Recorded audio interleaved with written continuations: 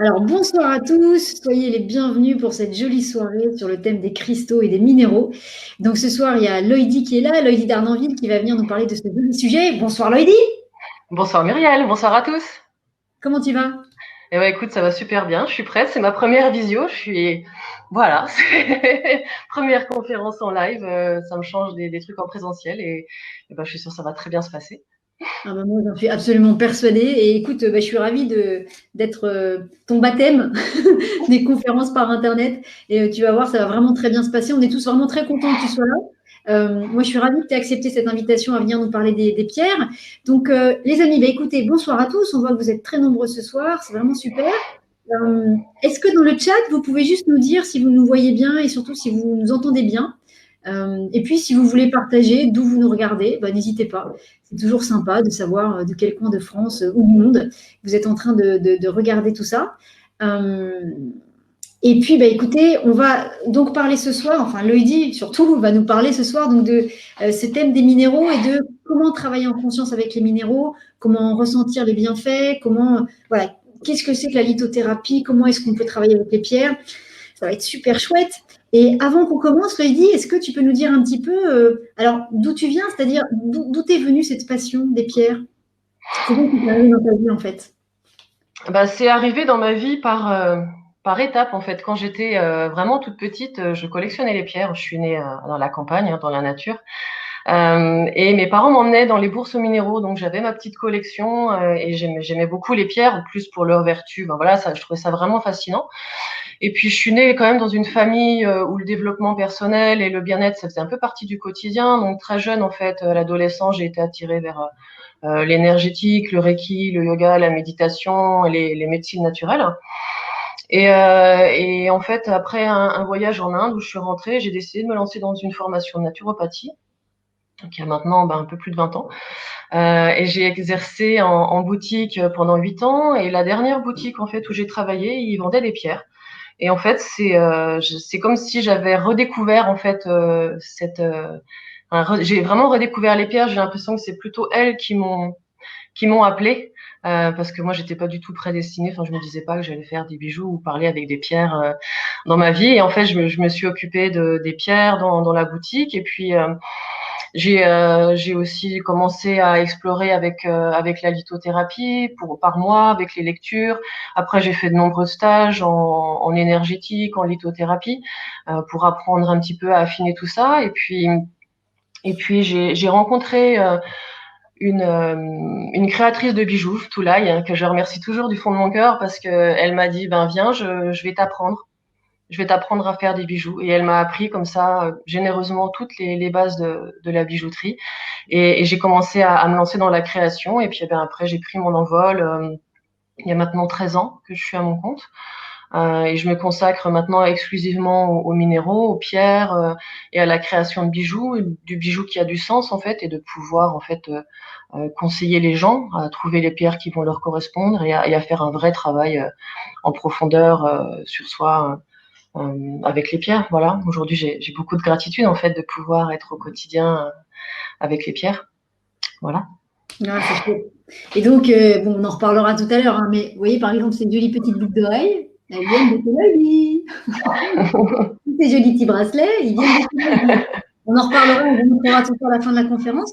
Donc, ce qui est intéressant, ce que moi j'entends, c'est qu'en fait, les pierres, ça a été un appel. Elles sont venues te chercher. Ah ouais, j'ai vraiment l'impression que j'ai pas choisi quoi. Vraiment, enfin, c'est pas que j'ai pas choisi, c'est qu'en fait, dans ma vie, je me suis toujours dit, je vais suivre l'élan de mon cœur. J'ai voulu faire naturopathie, j'ai fait naturopathie, et puis la vie m'a emmené vers les pierres, et j'ai suivi l'appel des pierres, et c'était juste quoi. Super. Comme quoi, quand on suit l'appel, quel qu'il soit, hein, que ce soit les pierres, le tarot ou autre, hein, on finit Complètement. toujours, on Mm. arrive toujours au bon endroit pour nous.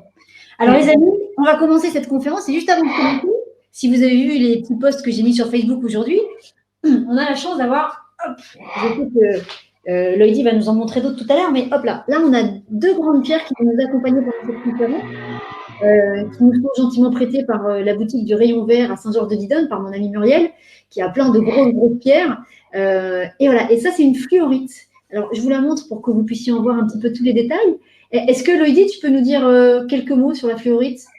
Ouais, bien sûr, elle est assez incroyable, hein, ta pierre, elle est vraiment énorme. C'est belle, hein? Et, ouais, ouais, ouais. Bah, la fluorite, il est bien pour commencer la conférence parce qu'en fait, elle va aiguiser l'essence, elle va renforcer la concentration, elle va permettre d'avoir les idées plus claires. Donc pour moi, c'est très bien aussi.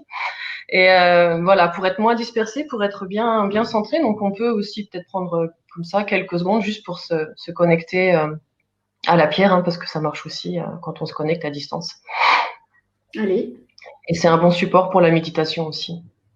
Et par exemple, là, se connecter à la pierre, ça voudrait dire quoi? Juste une petite sorte de prière dans la tête? Comment tu fais ça? Ouais, en fait, c'est ça. C'est juste, t'émets l'intention, t'es même pas obligé de le dire, tu émets l'intention à l'intérieur de toi de me connecter avec la pierre, de me connecter avec la fluorine que tu tiens. Ok. Voilà. Pour qu'elle t'apporte les propriétés qu'elle représente. Ouais, voilà, tout à fait. Alors, c'est sûr on est dans le subtil, hein. C'est pas comme quand on a la pierre dans les mains, mais Ouais, le travail à distance, il peut se faire aussi. Bien sûr. ça marche pareil. Mm. Allez, hop. On va la remettre. Elle est derrière nous, elle est juste là. Hop. Ouh, ça fait du bien. Mm. Bon, écoute, Heidi, on t'écoute. Donc, n'hésitez pas dans le chat à poser vos questions. J'essaierai de les relayer à Loïdi au fur et à mesure. Euh, et puis, bah, écoutez, on va y aller. Donc, Loïdi, la première question, qui est la question fondamentale, c'est quoi donc la lithothérapie? Qu'est-ce que c'est que ça? Alors, on va parler des bases, hein. La lithothérapie, en fait, ça vient du grec lithos. Lithos qui signifie pierre, en fait, tout simplement. Et en fait, c'est une technique thérapeutique qui utilise les pierres afin de retrouver un équilibre énergétique, émotionnel et spirituel. En fait, c'est tiré d'un savoir qui est ancestral, qui est lié aussi à diverses croyances, hein. Et en fait, les croyances sur les pierres, elles sont aussi vieilles que l'humanité, parce que les bijoux enfin, ils ont été utilisés depuis des millénaires, que ce soit pour créer des objets, créer des bijoux, pour leur pouvoir magique, pour leur pouvoir symbolique. On en retrouve mention dans beaucoup de civilisations, en fait. En Chine, en fait, ils ont retrouvé des matières médicales qui datent de moins de 1000 avant Jésus-Christ, où en fait, ils décrivaient les pierres et leurs propriétés.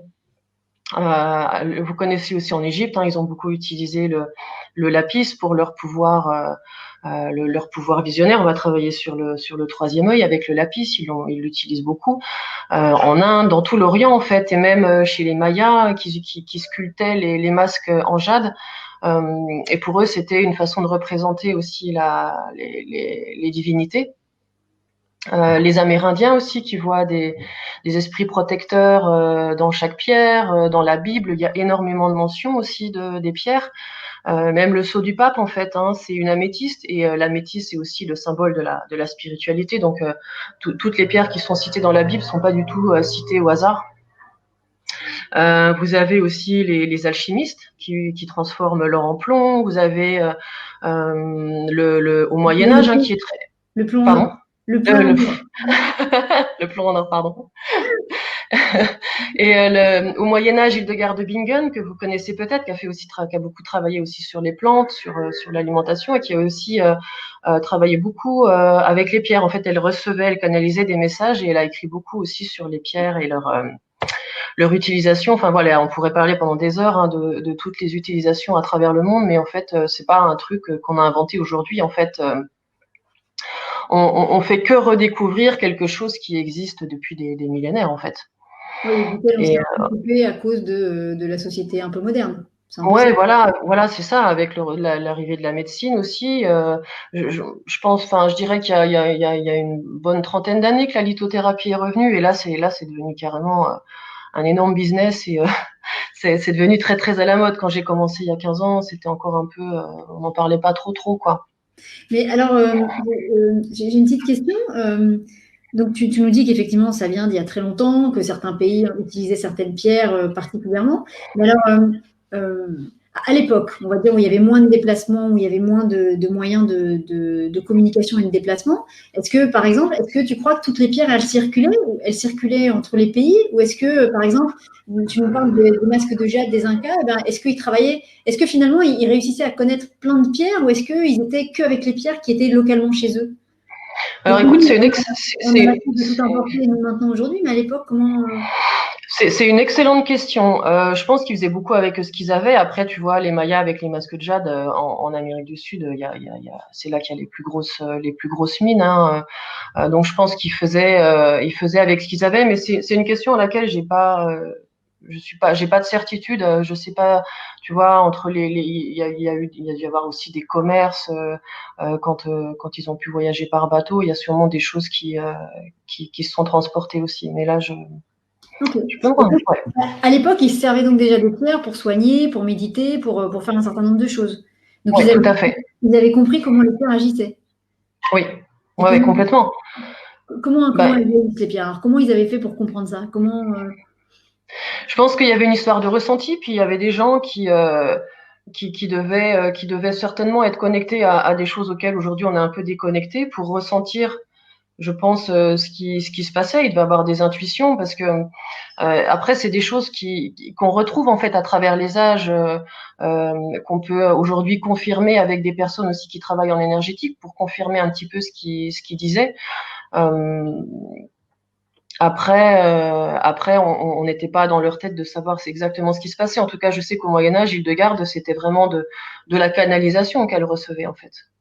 Des Pour pierres. avoir Des pierres, hein. Un peu comme les chamans disaient qu'en fait, les plantes parlaient voilà. aux personnes pour leur dire moi, je soigne ça, moi, je soigne ça.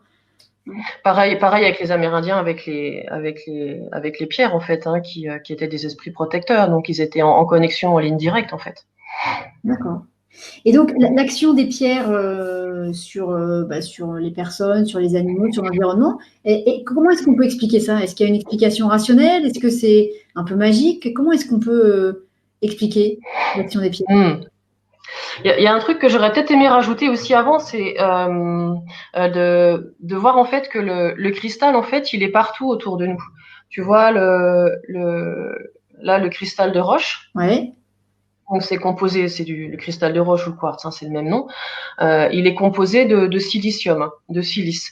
Et nous, on est aussi composé de silice. Nos cheveux, nos ongles, la peau, les os, on est aussi composé de silice en grande partie. Et c'est hyper intéressant en fait de voir que on a une similitude au niveau de la composition entre la pierre et nous. Et du coup, c'est intéressant parce que ça fait un système de résonance aussi, tu vois.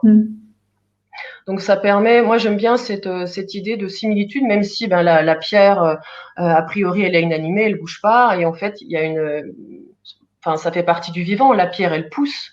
J'aime bien dire que la pierre, elle pousse, parce qu'elle apparaît pas spontanément comme ça dans la nature. C'est vrai, mais on pourrait se dire, par exemple, moi quand je vais chez Muriel là, et que je vois toutes ces énormes pierres, tu te dis, bah oui, on ouvre la terre et puis la pierre, elle était comme ça, mais en fait, non, c'est vrai, c'est ce que tu dis, ça pousse. Mais ça pousse, et ce qui est impressionnant, c'est qu'en fait, il y a des pierres qui ont des milliers, des millions, des milliards d'années en fait. Et il y a énormément de pierres aujourd'hui qu'on a entre les mains, et en fait, l'homme, il n'existait pas encore. Tu vois, là, je sais pas si vous voyez, c'est une ammonite. Donc c'est un coquillage qui a été fossilisé. Une ammonite. Une ammonite. Ouais. Et ben en fait, l'ammonite, elle a 400 millions d'années. Donc là, ça veut dire que l'homme, la pierre qui tient dans les mains là, elle a 400 millions d'années. Elle a 400 millions d'années. L'être humain, il est sur Terre depuis 300 000 ans. 300 000 ans. Et là, c'est 400 millions d'années. Ça veut dire que là, j'ai dans les mains un morceau d'histoire de la Terre, bien avant que nous, on soit là. Et moi, je trouve ça vraiment fascinant. Et du coup, imaginons cette ammonite, là, si tu te connectes un petit peu à elle, est-ce qu'elle peut te dire dans quel environnement elle vivait? Est-ce que tu peux te connecter à ce genre de choses? Alors moi j'ai pas accès à ce genre d'informations. Il y a des gens qui peuvent y avoir accès. C'est encore une autre dimension de la connexion avec les pierres. Le téléphone n'est pas encore aussi direct avec les pierres. En tout cas, c'est une pierre qui est intéressante justement pour se reconnecter à ses ancêtres, pour se reconnecter à ses racines, de voir aussi, de comprendre d'où on vient en fait. Alors tu parlais de la correspondance avec le corps, c'est super intéressant là, ce que tu as dit sur le quartz, le cristal de roche, et le silice. Est-ce qu'il y a d'autres pierres comme ça qui contiennent des choses que nous on a aussi dans le corps, ou est-ce qu'il n'y a que le cristal de roche? Mais en fait, toutes les pierres. En fait, toutes les pierres, et ça répond aussi à ta question de comment, pour expliquer un peu l'action des pierres, en fait, chaque pierre est composée de minéraux, en fait.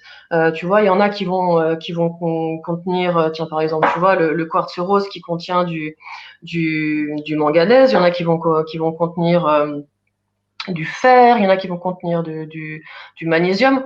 Donc, du coup, en fait, on a vraiment des correspondances de composition Physique. physique, vraiment physique. Et c'est ce qui aussi peut expliquer aussi l'action de certaines pierres. Quand tu vois, par exemple, il y en a qui se sont posé la question, en fait, d'essayer de comprendre, en fait, le rapport, en fait, entre ce savoir qui est ancestral. Hein, clairement, aujourd'hui, on peut pas prouver scientifiquement la lithothérapie, même si on a des approches qui permettent de rendre un peu plus concrète le travail. Et c'est intéressant parce qu'il y a des gens qui se sont penchés, en fait, sur le lien entre ce savoir ancestral et ce qu'on peut essayer d'y mettre un peu plus pas vraiment de scientifique, mais en tout cas d'avoir une explication un peu plus concrète. Et c'est justement en analysant les pierres et leur composition en minéraux, hein, en oligo-éléments à l'intérieur, et de faire des similitudes. Et par exemple, tu vois, là, on voit l'écran. L'hématite qu'on appelle la pierre de sang, vous voyez, elle est brillante, elle est très lourde. On l'appelle la pierre de sang, et en fait, c'est la pierre qui est la plus riche en fer. Donc, c'est la pierre qui est vraiment liée aussi au sang, qui est pour l'ancrage. Par exemple, aussi, là, on a le lithium, hein, la lépidolite pour le coup, tu vois, un petit peu en lien avec avec ton cristal lithium. En fait, le lithium, il est connu pour travailler sur les états un peu d'anxiété, les humeurs un petit peu délicates. Et en fait, la lépidolite, de par sa couleur aussi violette, c'est une des pierres les plus riches en lithium. Donc comme ça, ils ont fait comme ça des similitudes d'action entre les pierres et le savoir ancestral. Et je trouve intéressant d'avoir aussi cette vision un petit peu plus carrée, en fait, de l'approche des pierres, parce qu'aujourd'hui on a besoin voilà, de pouvoir ancrer un peu plus le savoir dans quelque chose de plus concret. Et je trouve ça intéressant. Il y a des groupes d'études aussi, hein, qui travaillent sur les pierres, là plus au niveau énergétique. Je pourrais peut-être reprendre ta question à la base, en fait, par rapport à l'explication des pierres, pour pas partir trop loin euh, dans les groupes d'études. Avant, expliquer plus comment travaille la pierre sur nous, peut-être par rapport à l'énergétique, en fait. Ouais, parce que du coup, là, parce que Ouais. tu as raison, c'est vrai qu'on a des minéraux dans le corps, puisque Ouais. des fois, quand on fait des analyses de sang, ça vient tester effectivement le fer, tout ça. Donc, ça veut dire, par exemple, que, mettons, quand on se balade dans une boutique qui fait des jolis bijoux, qui vend des pierres, notre corps, il va être attiré peut-être vers ce dont il manque ou ce qu'il aime bien. Il peut être attiré, par exemple, par une pierre parce qu'il manque de fer, donc il va être attiré peut-être vers l'hématite, pardon. Ou au contraire, si je sais pas, si il aime particulièrement, je sais pas, le silice, j'y connais rien, hein, il va aller direct sur le cristal de roche parce que il kiffe le silice. Est-ce que tu crois qu'il peut y avoir des raisons? Je pense pas. Je pense que c'est plus complexe que ça, l'attirance pour les pierres, du coup, parce que alors déjà, il y a beaucoup de pierres, hein, qui contiennent de la silice. T'as pas que le cristal, t'as le quartz améthyste, ta fluorine aussi contient de la silice. On peut pas dire parce que la pierre contient ça, on va être forcément attiré vers la pierre dont on a besoin. Ça, on en parlera peut-être tout à l'heure, mais de comment on choisit une pierre. Il y a plusieurs niveaux de lecture qui sont intéressants. Ok. Mais voilà, à moins d'être vraiment ultra connecté à son corps, à son ressenti profond, je pense que c'est peut-être un peu plus délicat, même si ça peut arriver, en fait, hein, waouh, ça c'est surtout quand on l'a dans la main, qu'on peut sentir, là il se passe un truc là. Ouais, là quand j'ai l'hématite dans la main, je sens que voilà, là je suis posée, je suis bien, je suis dans mes jambes, je suis dans mon corps. Ok. Alors, tu nous parlais des groupes d'études. Tu voulais nous parler de ça? Oui, alors avant les groupes d'études. Oui, juste pour expliquer en fait l'énergie, en fait comment ça fonctionne. En fait, la pierre, elle va émettre une énergie qui lui est propre et qui va entrer en résonance avec notre propre système énergétique. Donc c'est vraiment la rencontre de deux énergies. Et en fait, la pierre, elle va aller travailler pour aller stimuler l'énergie en nous, pour l'aider à la faire recirculer, pour aider à lever les blocages. L'idée, c'est qu'il y a un échange qui se passe au niveau énergétique. Alors ça peut se passer au niveau des chakras, aller aussi travailler là où il y a besoin en fait. L'énergie va aller travailler dans le corps où il y a besoin. Et il y a aussi, tu vois, l'explication par les couleurs pour dire pourquoi une pierre est active. Tu connais la chromothérapie, je pense que les gens connaissent. C'est la thérapie par les couleurs.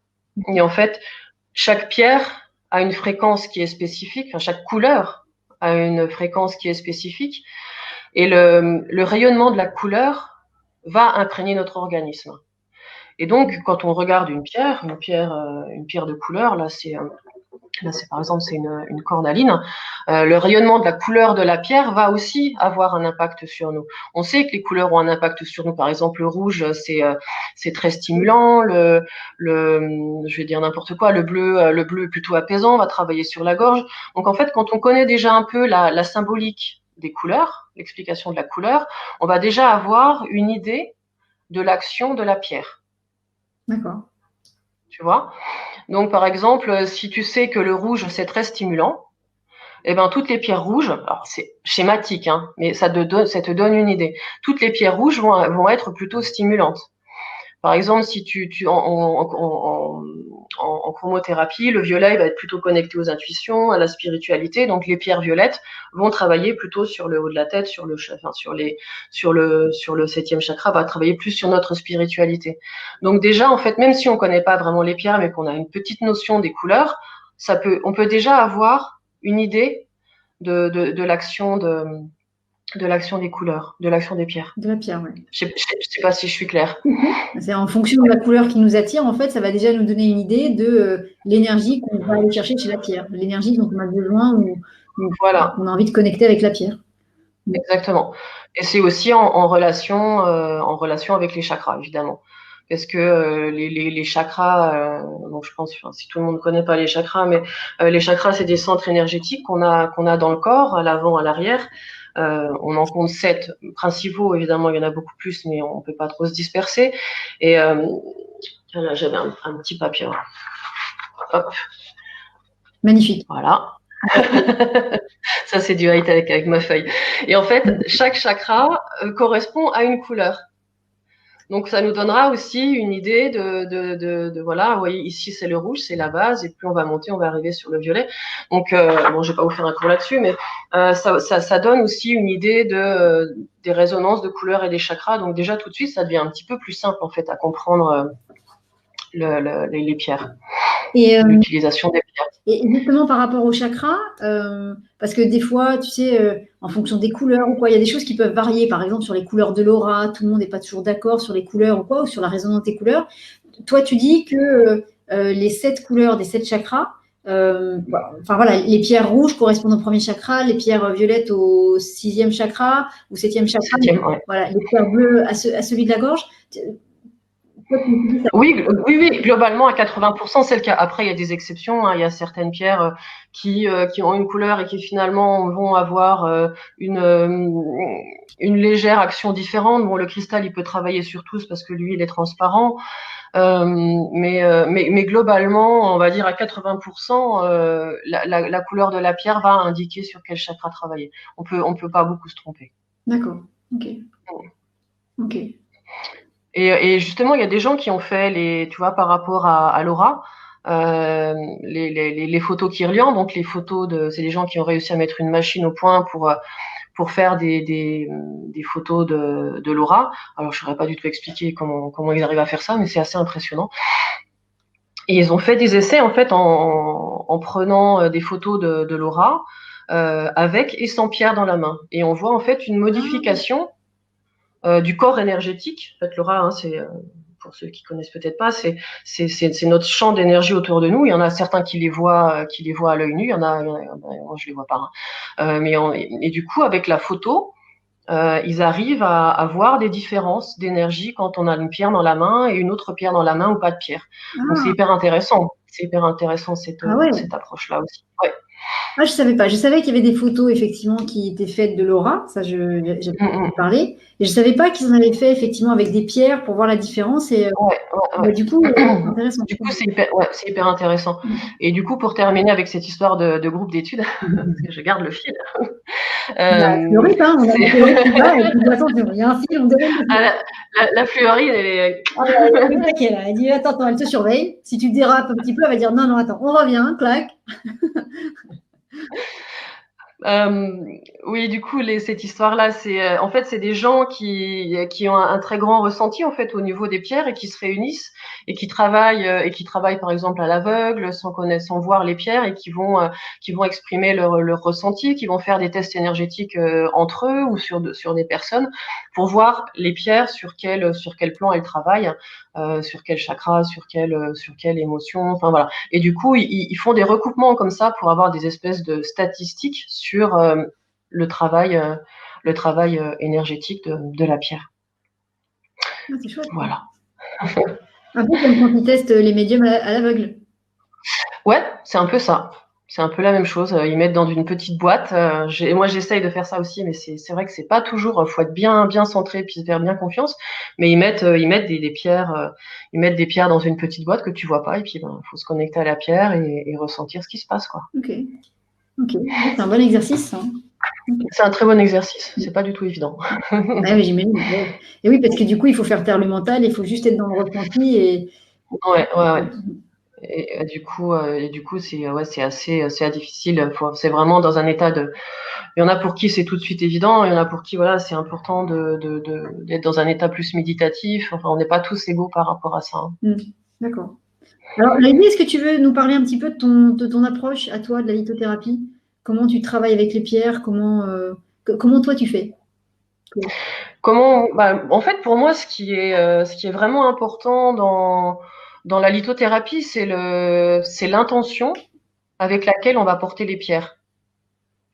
C'est la qualité de la relation qu'on va créer avec nos minéraux, la qualité de présence. C'est comment je vais faire devenir amie avec la pierre que j'ai choisie. Pour moi, la pierre, c'est un peu un compagnon de voyage vers soi.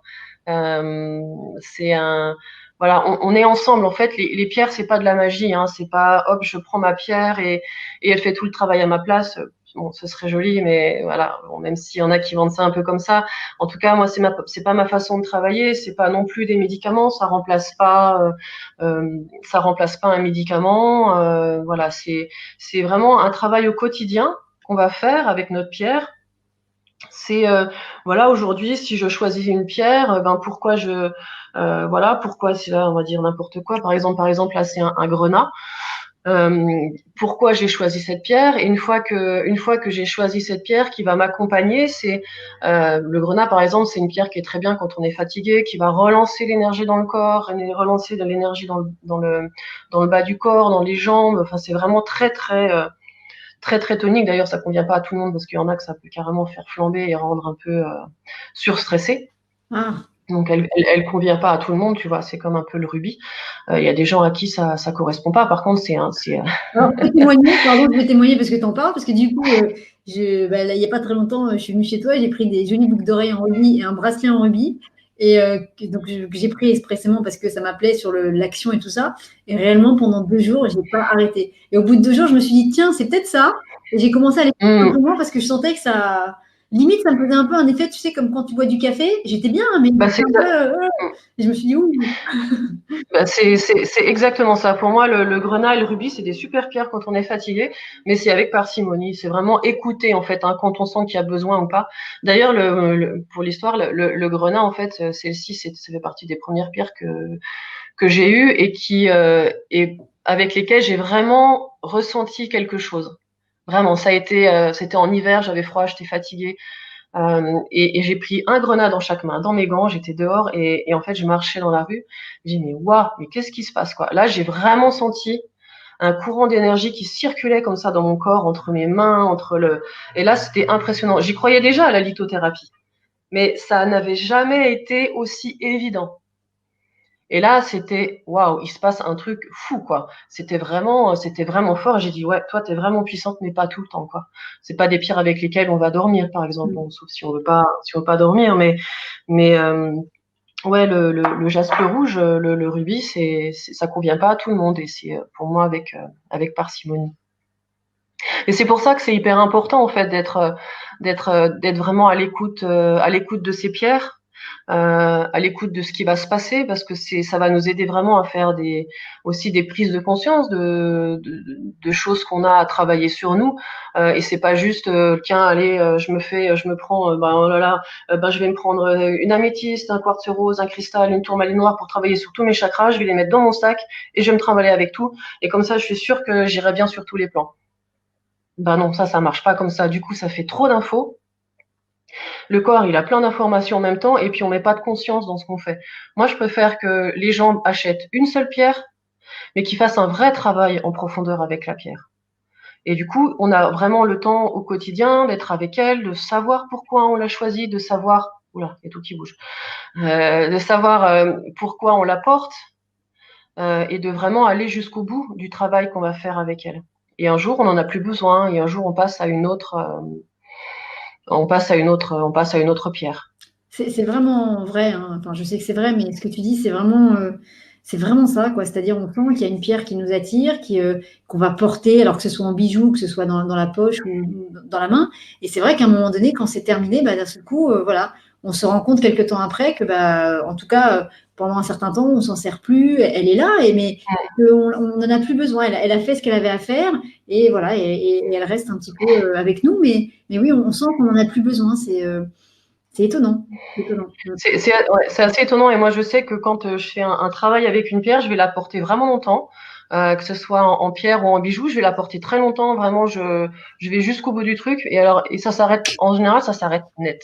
Okay. Et même si c'est des pierres que j'aime énormément, qui ont beaucoup de valeur, ou que même esthétiquement que j'aime beaucoup, il y a des fois je me dis, oh mais quand même ce bijou-là je l'aime bien, je le reporterai bien, mais quand je le remets, en fait, il correspond plus Ouais, à mon énergie c'est ça. d'aujourd'hui. Et il porte aussi la mémoire de ce que je vivais à l'époque où je le vivais. Et du coup, par exemple, quand on a, je sais pas, on a eu un chagrin d'amour, on a travaillé avec un quartz rose ou avec une rhodochrosite pour essayer voilà, de s'apaiser, de prendre soin de son cœur. Si on l'a beaucoup porté au moment de la séparation, il y a un moment donné où on n'en a plus besoin, et quand on va reprendre cette pierre-là, en plus, elle n'a pas été bien purifiée, bah, c'est comme si on reprenait une part de cette histoire qui n'est plus nous aujourd'hui. Donc, surtout à moins qu'elle soit vraiment bien purifiée, mais moi, c'est vrai que j'ai du mal, même en les purifiant, à reporter des pierres qui sont chargées d'une partie de ma vie. Alors, mes pierres que j'ai chez moi, je les garde. Il y en a certaines que je remets dans la nature, mais c'est aussi les témoins de mon histoire. De se dire, ben tiens, voilà, à cette époque-là, c'était telle pierre, ça correspondait à telle histoire de ma vie, là, j'en étais là à ce moment-là. Aujourd'hui, j'ai plus besoin de ça, je suis passée à autre chose. Enfin, c'est hyper intéressant de voir aussi l'évolution. C'est des choses que je propose aussi, par exemple, de faire un petit bilan de l'année, des pierres qu'on a utilisées Oui. sur l'année, et de voir un petit peu lesquelles j'ai utilisées, est-ce que j'en ai encore besoin. Voilà, de se poser vraiment la question régulièrement, de voir où on en est, en fait. Voilà. Et puis, qu'est-ce que... Oui, Écoute, une question, je vais la poser maintenant parce que voilà. Ouais, vas-y. Il y a quelqu'un, il y a Cécile qui dit est-ce que le fait de se dire que j'ai besoin d'une pierre, ça me fait du bien parce que c'est vraiment la pierre qui te fait du bien, ou est-ce que il peut y avoir une histoire d'effet placebo? Il peut y avoir aussi une histoire d'effet placebo, mais comme pour tout, en fait, hein, Ouais. comme pour tous les médicaments, comme pour toutes les techniques thérapeutiques, la pierre, elle va faire son travail, hein, ce qu'elle a à faire. Si on y croit, c'est encore mieux. Si on met l'intention en plus d'être dans cette démarche de travail sur soi, de guérir quelque chose, ça marchera d'autant plus, bien sûr. Et on va dire que l'effet placebo, il marche à tous les niveaux. En fait, pour moi, c'est l'intention, il y a l'énergie de la pierre, il y a l'intention dans laquelle on va la porter. Et puis des fois, c'est hyper intéressant parce qu'il y a aussi des gens qui n'y croient pas du tout, qui croient pas du tout aux pierres, et puis qui vont prendre une pierre dans la main et qui vont se dire, waouh, il se passe un truc. Oui. Il se passe un truc. Et là, pourtant, ils y croient pas, quoi. Ouais, c'est ça. Pourtant, ils y croient pas. Et j'ai des gens qui viennent me revoir et font, ah, j'y croyais pas à votre truc, mais là, quand j'ai dans la main, il se passe vraiment quelque chose. Je comprends pas ce qui se passe, quoi. Et c'est hyper chouette parce que là, du coup, ils n'ont pas d'attente. Et quand on n'a pas d'attente, du coup, on peut être aussi beaucoup plus réceptif. Et oui, c'est ça. Voilà, je sais pas si je réponds bien à la question. Oui, puis c'est comme aussi le fait de dire qu'on n'est pas obligé d'avoir forcément la pierre dans la main, mais on peut se connecter un peu comme ce qu'on a fait tout à l'heure, là, quand on a regardé, hop, je vous la remontre, quand on a regardé cette belle pierre et qu'on s'est concentré un petit peu dessus, ben voilà, on est à distance, on est tous loin les uns des autres, mais ça n'empêche que si on se connecte à la pierre, on va ressentir quelque chose. Hein, bien sûr. On a senti tout à l'heure le côté un peu, tu vois, justement sur la concentration, sur qui est là. Donc tout marche. Ah, comment on fait pour choisir une pierre, Lydie? Comment on fait? Comment on fait? Comment ça se passe? Alors, la grande question. Souvent, on dit que c'est la pierre qui nous choisit. Ouais. Mais en fait, c'est pas toujours le cas. Ouais. Et en fait, il y a souvent, en fait, on est attiré vers une pierre et on se dit, oh, voilà, c'est celle-là dont j'ai besoin. Tiens, là, c'est ma pierre de prédilection, c'est l'améthyste. Ma pierre de prédilection, c'est le quartz rose. Et du coup, ces personnes-là vont porter que du quartz rose ou que de l'améthyste. Mais souvent, quand on regarde, c'est souvent des pierres qui vont leur correspondre. Ça veut dire c'est des pierres miroirs. Et du coup, c'est pas des pierres qui vont nous sortir de nos zones de confort. C'est des pierres qui vont nous maintenir dans peut-être même déjà dans nos excès. Tu vois, pour te donner un exemple un peu caricatural, mais qui existe, sur les salons, tu vois, sur les salons zen, médecine douce et tout ça, des fois, tu vois des gens arriver habillés tout en blanc ou en violet, très connectés, avec une belle spiritualité, mais qui vont porter que des améthystes, que du cristal. Et quand ils viennent acheter une pierre, ils achètent quoi? De l'améthyste. Okay. Mais du coup, si tu veux, voilà, esthétiquement, c'est joli, mais ça n'a pas d'intérêt. Ça va pas les faire travailler, en fait. Parce que ça va juste renforcer l'endroit où ils sont déjà. Et du coup, ce qui serait intéressant, c'est peut-être d'aller voir. Alors, en général, quand tu leur proposes une pierre d'ancrage, une pierre un peu foncée ou un peu noire, en général, ah, mais non, jamais de la vie, je porterai une pierre noire, quoi. Et du coup, ça n'a pas grand intérêt, voire même ça peut juste amplifier des états très vaporeux où on n'aime pas être sur Terre, où on n'aime pas être ici, en fait. Et c'est pour ça que c'est intéressant aussi d'aller explorer les pierres qui ne nous plaisent pas. Alors du coup, je vais témoigner un petit peu, parce que quand je suis passée chez toi la dernière fois, j'avais un bracelet en tête en tanzanite, qui est une pierre que j'aime bien, voilà, qui justement permet d'être bien connecté. Et donc, j'étais persuadée que c'était le bracelet en tanzanite qu'il me fallait. Et j'arrive devant ton étal, je ne sais pas comment on appelle, de la table, en tout cas sur laquelle il y avait les bijoux. Et donc, je vois la tanzanite, et à côté, il y avait un autre bracelet, un peu dans la même couleur, parce que moi, je ne connais pas très bien les pierres. Et en vrai, j'ai cru que c'était ce bracelet-là qui était la tanzanite. Et c'était pas du tout de la tanzanite. Je t'ai dit, ah bah celui-là, celui pour moi, je le veux. C'est la tanzanite. Et tu m'as dit, bah non, la tanzanite, c'est l'autre. Je fais, comment ça, c'est l'autre? Et quand tu m'as expliqué, c'était un bracelet en cordierite, quand tu m'as expliqué un peu ce sur quoi ça travaillait, en fait, chez moi, ça a résonné à fond. Et en fait, mais c'était pas confortable. Mais en fait, mon corps, tout me disait, c'est celui-là qu'il te faut. Et quand tu m'as dit que c'était pas de la tanzanite, j'ai été déçue pendant 2 secondes. Et je me suis dit, mais non, mais si ça vient de chercher comme ça, c'est que, voilà, la pierre, c'est ce que tu dis en fait. On va dire, la tanzanite me garde dans ma zone de confort et que cette pierre-là, justement, venait me chercher sur autre chose pour justement me faire travailler sur autre chose. Mais du coup, oui, quand on voit ça, il y a juste se dire, qu'est-ce que je fais, quoi? Est-ce que j'y vais? Ça me dérange. Donc, c'est qu'il y a quelque chose qui coince. Donc, est-ce que j'y vais ou est-ce que je prends juste mon joli bracelet en tanzanite parce que je kiffe la tanzanite? Mais c'est pas facile, hein. Non, c'est pas facile, c'est une vraie question. Ça veut pas dire qu'il faut s'obliger à porter des pierres qu'on n'aime pas, mais en tout cas, voilà, si on veut aller faire un vrai travail, et puis ça peut permettre aussi de se réconcilier en fait avec certaines pierres, avec des parties de nous-mêmes. Moi, par exemple, j'en ai derrière, mais j'en ai pas là, la rhodochrosite que j'avais utilisée après une rupture amoureuse, je la trouvais jolie cette pierre. Mais alors moi, le rose, mais ça me parlait pas du tout quoi. Porter du rose pour moi c'était un truc de fillette et le rose j'en porterai jamais. Et en fait j'ai vraiment eu, c'était une évidence que j'en avais besoin. Donc je l'ai portée beaucoup, longtemps, mais elle m'a vraiment beaucoup accompagnée à ce moment-là de ma vie. Et en fait ça a créé une je l'ai apprivoisée en fait cette pierre et j'ai apprivoisé la couleur et aujourd'hui je mets du rose, chose qui pour moi à l'époque était complètement surréaliste quoi. Et c'est comme une partie de moi que j'ai intégrée, que j'ai réintégrée dans la guérison du cœur.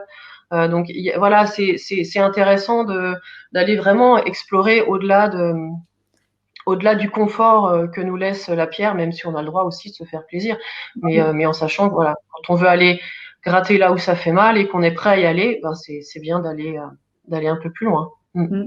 Oui, c'est joli ce que tu dis, parce qu'en fait, du coup, cette rhodochrosite, Ouais. ça t'a permis effectivement d'aller travailler sur la partie de toi qui était peut-être un petit peu en souffrance et pour l'accueillir, l'accepter, et puis pour qu'il y ait ensuite, une fois que ça s'est dépassé, eh ben que tu puisses vivre des choses peut-être encore plus belles dans le domaine de l'amour, quoi. Donc, Ouais, complètement. Moi, ça m'a vraiment aidé sur un chemin, en plus du reste du travail que tu fais sur toi. Tu vois, ça accompagne vraiment dans un chemin de guérison. Ça me rappelle une histoire d'ailleurs avec quelqu'un qui était il y a eu un moment, je faisais des week-ends vraiment pour fabriquer son bijou. Et c'était quelqu'un qui était parti sur un bijou hyper complexe. Heureusement qu'on avait 2 jours et avec du quartz rose, avec du cristal et de la métisse. Donc c'était quelqu'un déjà tu vois, de très connecté. Et, euh, et donc on commence à travailler un peu sur son bijou. Et je lui dis ben peut-être que ce serait intéressant que tu ailles voir, peut-être sur une pierre un petit peu d'ancrage, peut-être tu vois, tu pourrais en rajouter une. Ah non, non. Puis alors la pierre de lave, moi, j'aime pas ça du tout. C'est hors de question que je cache mon collier en rajoutant une pierre de lave ou une pierre noire, quoi. Bon, ok. Et puis on se quitte le soir, elle revient le lendemain et elle me dit, Loïdi, j'ai fait un rêve cette nuit. J'ai rêvé de lave. excellent. C'était un super beau cadeau parce qu'en fait, elle m'a dit bon, j'ai compris le message. Je suis d'accord pour en mettre juste une ou deux dans mon bijou. Et du coup, ça a littéralement changé complètement l'énergie du bijou. Pourtant, il y en avait que 2 ou 3, mais du coup, elle intégrait cette partie de connexion à son ancrage en fait qui chez elle faisait défaut. Et du coup, ça donnait, même si tout le reste du bijou restait quand même, tu vois, assez vaporeux, et ben ça a amené quelque chose en plus. Et du coup, l'énergie était complètement différente. Et c'était voilà, c'était un super beau témoignage voilà d'intégrer des parts de nous. Et pour moi, c'est vraiment dans ce sens-là que la lithothérapie, que les pierres ont du sens. Là, c'est des partenaires de vie en fait, c'est des compagnons. Moi, ce que j'aime bien, c'est tu vas nous parler justement des différentes manières qui existent de travailler avec les pierres, mais moi, ce qui me plaît bien, c'est que voilà, il y a tout le travail personnel qu'on fait sur soi. On va voir des thérapeutes, on met le doigt sur les émotions, sur les blessures et tout ça, on met des mots là-dessus. Et avec les pierres, les choses remontent et les choses se libèrent. Mais finalement, on n'est pas en séance, on n'est pas en train de parler, on n'est pas en train de comprendre forcément avec l'intellect. Et le travail fait pareil, quoi, mais en douceur, peut-être sur un. Ça accompagne très bien en fait le travail thérapeutique. Tu vois, moi, ça m'est arrivé souvent de sortir de chez ma thérapeute, de me dire, tiens, je vais me faire un bijou pour continuer le travail, tu vois, pour intégrer en fait le travail que j'ai commencé sur moi, pour le rendre vraiment concret dans la matière et l'avoir au quotidien, quoi. C'est exactement ça, oui. Oui, c'est des chouettes compagnons. Alors, comment est-ce qu'on peut travailler avec les pierres? Parce que, alors, il y a beaucoup de questions dans le chat. J'essaye d'en prendre quelques-unes. On fera un point. Oui, vas-y. On fera un point peut-être plus à la fin parce que du coup, il y a plein de choses intéressantes que je note. Et comme vous êtes très nombreux, du coup, on va faire de notre mieux. Mais justement, il y a des questions sur comment est-ce qu'on travaille avec les pierres, comment est-ce qu'on les utilise. Qu'est-ce que toi, tu peux nous dire là-dessus? Qu'est-ce que tu peux nous conseiller? Qu'est-ce que tu peux nous partager? Alors en fait, il y a plein de façons de les utiliser. Donc il y en a une qui est assez courante, c'est on met la pierre dans la poche. Et donc parce que ça nous permet de l'avoir sur nous au quotidien. Bon, je dirais que c'est pas une mauvaise méthode, mais ce qui est important, c'est si on la met dans notre poche, c'est de la sortir régulièrement, c'est de la sortir, de la toucher, de la regarder, de prendre du temps en fait avec elle. C'est vraiment ce que je vous disais en fait, c'est vraiment d'être en présence avec sa pierre. Donc si on la laisse dans le fond du sac à main, franchement, ça servira à rien du tout, hein. On laisse la pierre dans un tiroir, et puis les gens viennent me voir. Ouais, ça n'a pas marché la pierre. Bah oui, mais voilà, il faut l'avoir avec soi. Donc dans la poche, en fait, on met les mains dans les poches et on la sort quand on a un moment de stress ou du coup, voilà, on sort la pierre, on peut la poser sur le corps, on ferme les yeux quelques minutes, on respire avec la pierre. Enfin, voilà, ça c'est une technique. On est en contact avec sa pierre. Et c'est aussi pour ça que j'aime bien les bijoux, en fait, parce que du coup, tu les portes au quotidien, tu les vois, tu les as sur toi, et du coup, ça te fait un rappel. Tu vois, c'est comme un talisman que tu vas porter qui correspond à un choix, un choix que tu vas faire de travail sur toi. Euh, avec toujours avec cette intention-là de travailler sur quelque chose de particulier.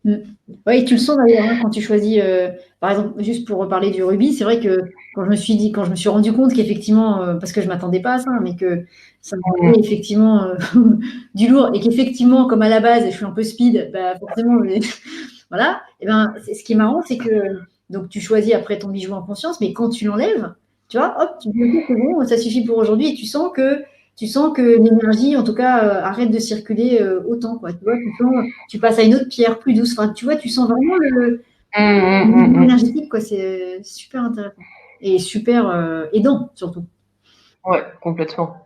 Et tu vois, on peut aussi les utiliser pour les lieux. Mm.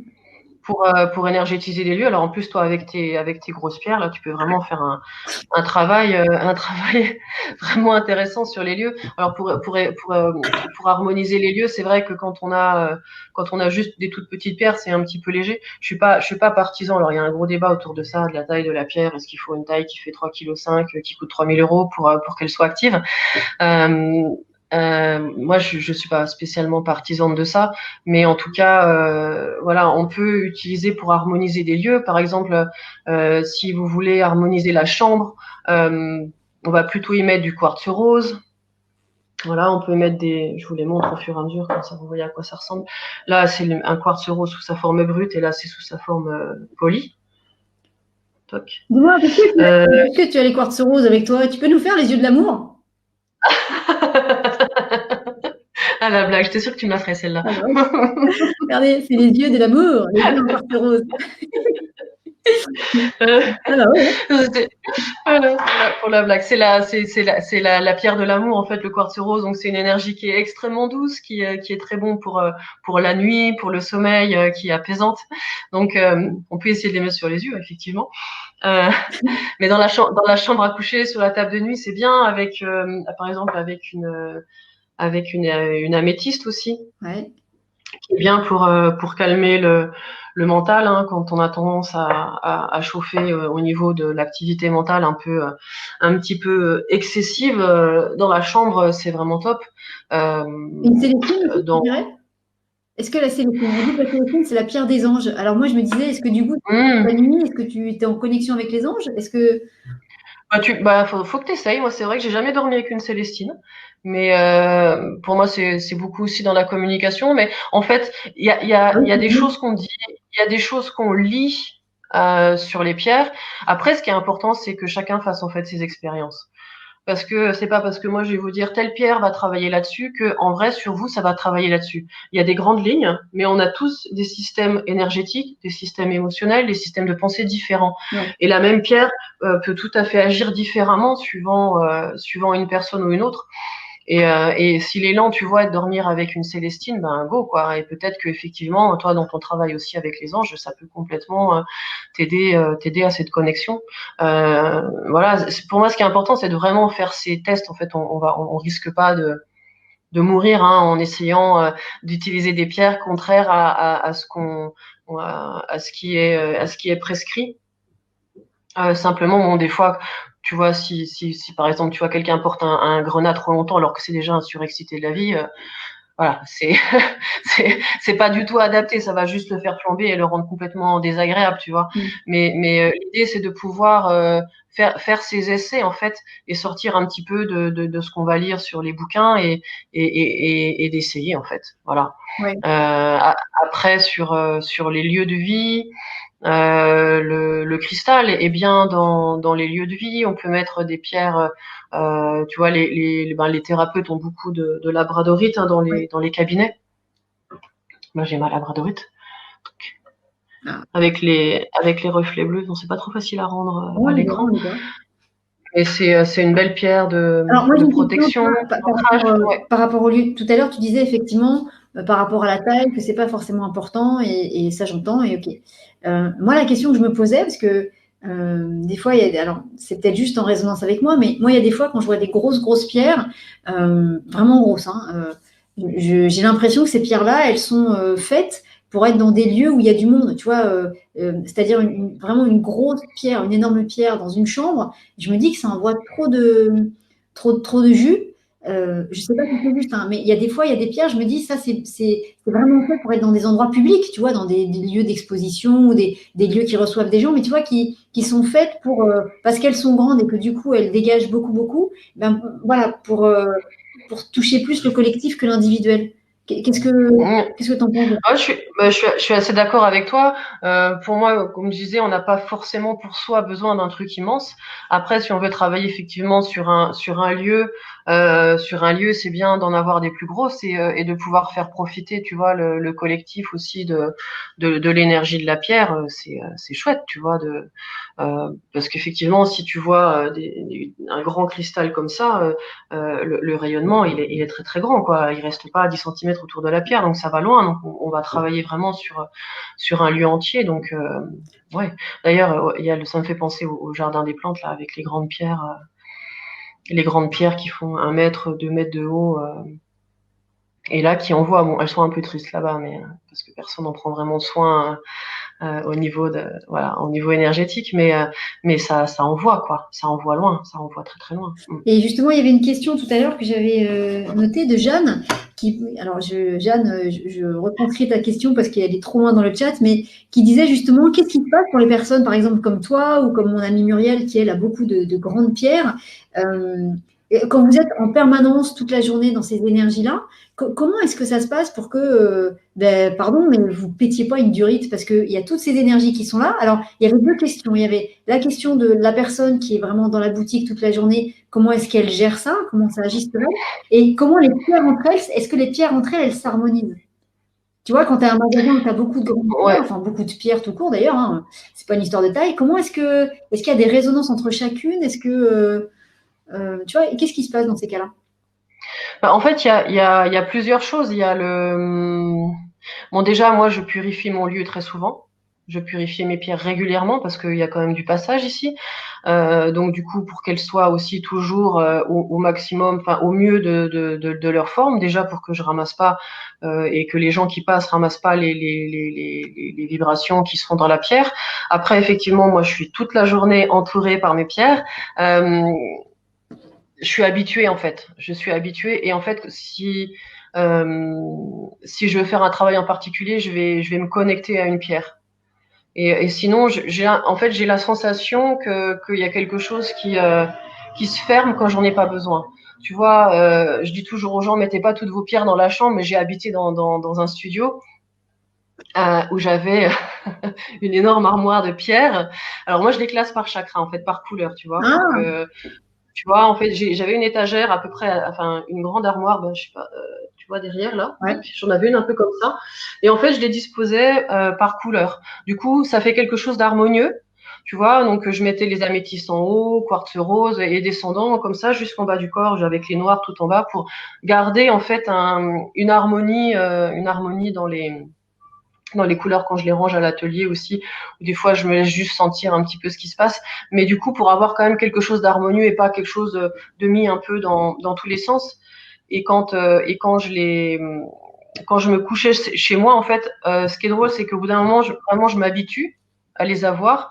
Et là, comme j'ai déménagé récemment, en fait, Ça a tout bougé, j'ai tout mis dans les cartons, et puis j'ai réinstallé, et j'ai senti en fait pendant quelques jours que leur énergie, alors elles sont toujours dans la chambre, mais vraiment plus loin que moi, mais j'ai senti pendant quelques jours que l'énergie, elle était, voilà, c'était un peu trop, quoi. Et en fait, on va dire que mentalement, je mets un écran, tu vois, je demande à, voilà, hop là, je suis coupée, et je suis pas parasitée par une énergie de pierre trop nombreuse. En fait, moi, c'est comme ça que je faisais. Et en fait, ça me dérangeait pas du tout de dormir avec toutes mes pierres dans la chambre, même si je le recommande pas. mais, mais des fois, on n'a pas le choix. Ah, bah, c'est ça, hein, c'est ça. Et du coup, est-ce que toutes ces pierres ensemble, alors il y a chez soi évidemment, mais dans une boutique par exemple, est-ce qu'il y a des interactions entre elles? Comment ça se passe la cohabitation? Est-ce qu'il se passe quelque chose? Parce que vivre, donc si Quand tu en... si l'humain est réceptif, elles sont forcément réceptives elles aussi entre elles. Donc Après, c'est ce que je te disais, en fait, c'est de les ranger, de les classer par couleur ou par type de pierre pour garder une harmonie, en fait. Après, on dit aussi que certaines pierres ne s'associent pas. Bon, en fait, pour moi, c'est plus personnel, en fait, parce qu'il y a des gens pour qui deux mêmes pierres vont tout très bien aller en même temps ensemble. Dans ton corps énergétique, toi, ça va très bien, puis pour ta voisine, ça va pas du tout. d'accord. Tu vois.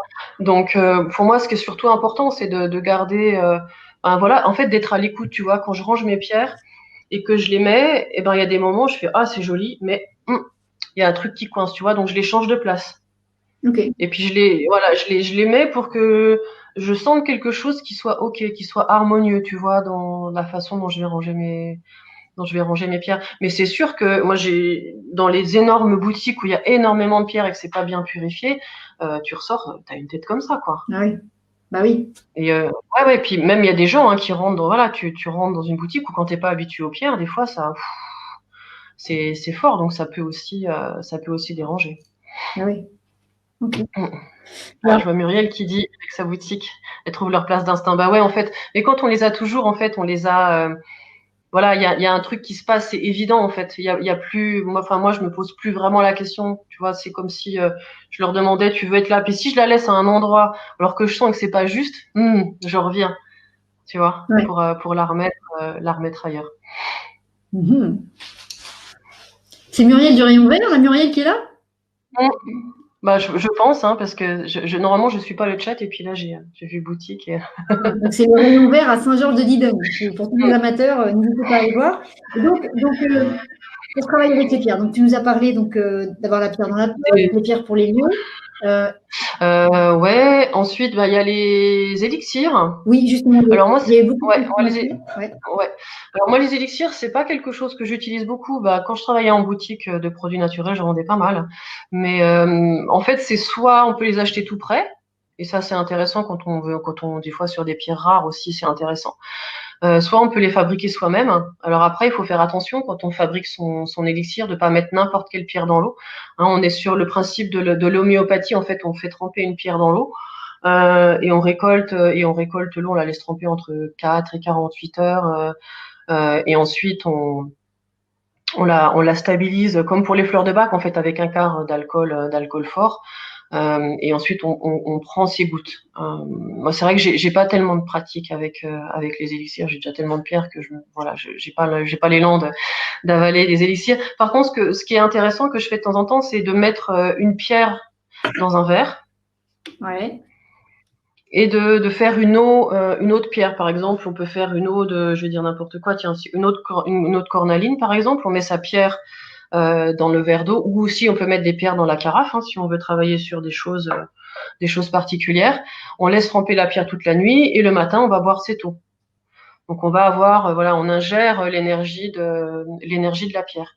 Mais il faut faire attention avec ça, parce qu'il y a des pierres qu'on va pas mettre dans l'eau. On est obligé qu'elles se dissolvent, non? Enfin, Alors, elles se dissolvent. Il y en a qui ont, ben, par exemple, tu vois, par exemple, la pyrite, l'hématite dont je parlais tout à l'heure, elles vont rouiller. Donc elles vont émettre des trucs, on n'a pas, voilà, on va pas, faut pas le boire. On met pas non plus de malachite parce qu'elle va aussi se défaire. Enfin voilà, si on veut s'amuser à faire ces élixirs, il faut regarder dans les bouquins sur internet pour être sûr de pas faire n'importe quoi. Il y a même des pierres, genre le réalgar, je crois, qui contient de l'arsenic ou du plomb. Enfin voilà, de pas aller s'intoxiquer en fabriquant ces élixirs. Oui, Si on veut les autant acheter des élixirs tout faits, au moins on est sûr et on fait pas de bêtises. Ouais, voilà, sauf si on est sur des trucs vraiment basiques comme le cristal, l'améthyste, le quartz rose. Là, avec ça, on risque rien. Mais si on va sur des trucs plus pointus, faut être attentif, quoi. Celle avec l'arsenic, tu as dit, c'était une? Je sais plus si c'est le réalgar qui a de l'arsenic ou du plomb. Je sais plus laquelle, mais en tout cas, il y en a une. Bon, enfin, moi, jamais eu dans les mains, mais il y en a.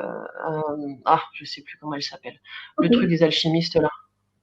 Bref, il faut pas l'ingérer. Acheter les élixirs, ce sera plus sûr. Voilà, comme ça, on est sûr de pas faire des bêtises. Dis-moi, par rapport aux soins, par rapport aux pierres, est-ce qu'on peut travailler avec les pierres sur les animaux? Bien sûr. Et comment complètement. Et comme c'est pas comme pour les humains en fait. Hein, tu peux surtout que les animaux ils peuvent être aussi assez réactifs, assez réceptifs, hein, comme les enfants, parce que t'as pas tout le processus le processus mental en fait qui se met en route.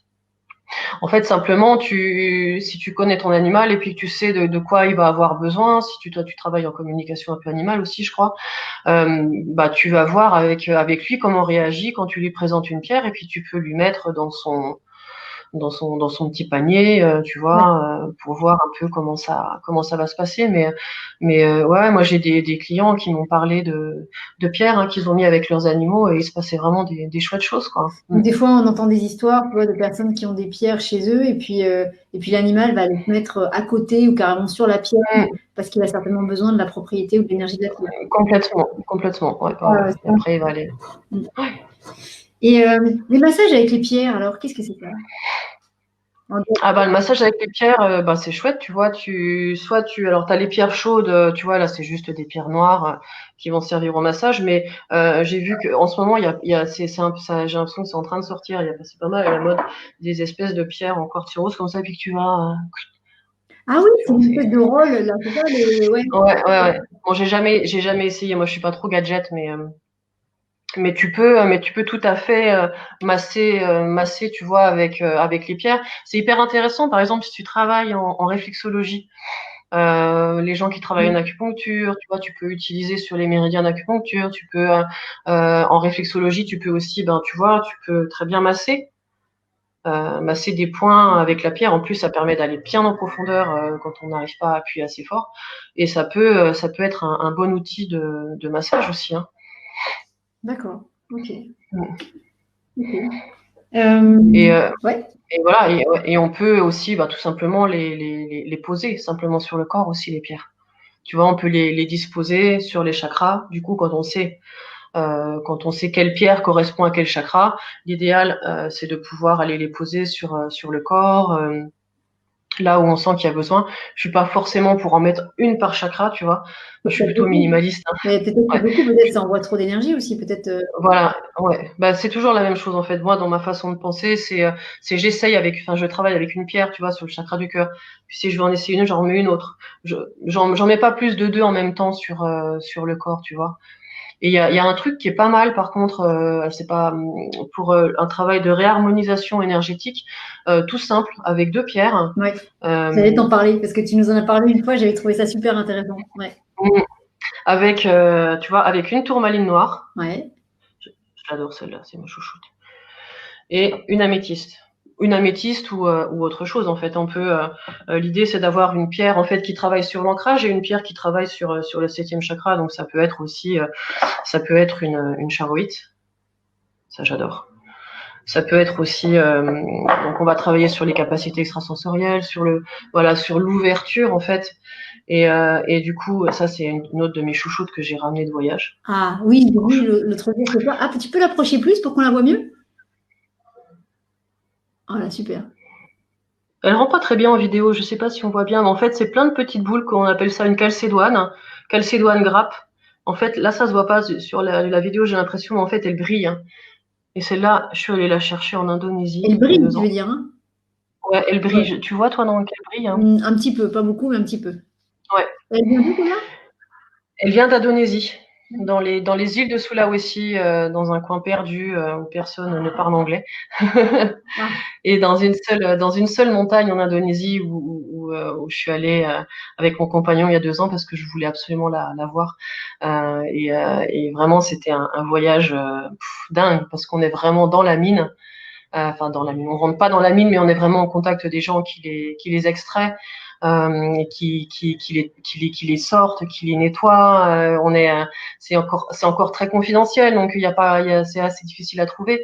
Donc du coup, on est vraiment avec les gens. Ils sont dans la rue, ils ont leurs petits cajots avec leurs pierres et ils mettent les pierres qu'ils ramènent dans la mine, ils les posent sur le bord de la route et puis ils ont un tuyau d'arrosage et voilà, et on les découvre en même temps qu'eux, voir les belles qualités, les moins belles qualités, et puis après on négocie comme on peut pour, euh, pour acheter les pierres. Mais c'est juste magique en fait de pouvoir voir tout le processus du travail avec la pierre. Tu vois, en plus elles sont extraites avec beaucoup de douceur puisque elles poussent dans une terre argileuse et elles, si tu les tapes à la baramine ou avec des explosifs, elles finissent en morceaux. Donc elles sont extraites avec beaucoup de douceur et c'est juste lavé en fait. Bref. Et donc, ah oui, la métisse. donc voilà, on en était là. Et donc du coup, en mettant donc la tourmaline noire au pied, donc l'idée c'est de s'allonger. On met la tourmaline noire soit entre les pieds, soit au niveau du périnée, et on met sa pierre au niveau au-dessus de la tête comme ça. Et je trouve que c'est assez impressionnant en fait, comme on sent tout de suite l'alignement. L'alignement de tout de suite. En fait, quand on est hyper dispersé, qu'on rentre d'une journée vraiment difficile, qu'on est parti dans tous les sens, que voilà, que ça a été compliqué, on rentre, on s'allonge, tourmaline noire au pied, une pierre violette, enfin tourmaline noire ou une autre pierre d'ancrage en fait, hein, ça n'a pas d'importance. Et, euh, et du coup, c'est vraiment ça réaligne, ça recentre vraiment bien au niveau du mental, au niveau des énergies. Et ça, ça c'est vraiment à faire dès qu'on peut en fait, Ouais, dès qu'on pour a se été un peu, recentrer. par exemple, dès qu'on a été un peu Ouais. bousculé par quelque chose, hop, on s'allonge, on met la tourmaline, la métiste, par exemple, et puis hop, et ça nous aide à revenir. C'est ça? Complètement, ouais, ouais, ça réaligne tout de suite, quoi. Moi, je sens que ça recentre. Et puis c'est aussi, les pierres aussi, c'est un moment où qu'on se donne pour soi, en fait. On se dit, ah, pause, je souffle, je respire et je prends du temps pour moi avec mes pierres, en fait, parce qu'en général, on a toujours du mal à prendre du temps et les pierres vont nous offrir aussi ce temps-là de se dire, bon, allez, tiens, aujourd'hui, je vais me poser avec ma pierre, et même si c'est que 2 minutes, en fait. Tu vois, et ça répond aussi à la question de comment les utiliser. Pour moi, la méthode la plus efficace, la plus belle méthode, c'est la méditation. Euh, Parce qu'on est vraiment à 100% avec la pierre.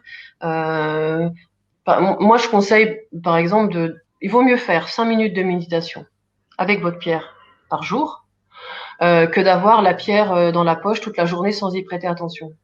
Ok. Pour moi, c'est 5 minutes où on est vraiment présent avec la pierre, on sait ce qu'elle représente et on va être à l'écoute de ce qui se passe, à l'écoute de son corps. C'est ce temps pour soi qu'on s'offre. Et du coup, pour moi, c'est plus intéressant que de porter la pierre toute la journée sans être vraiment dans la conscience.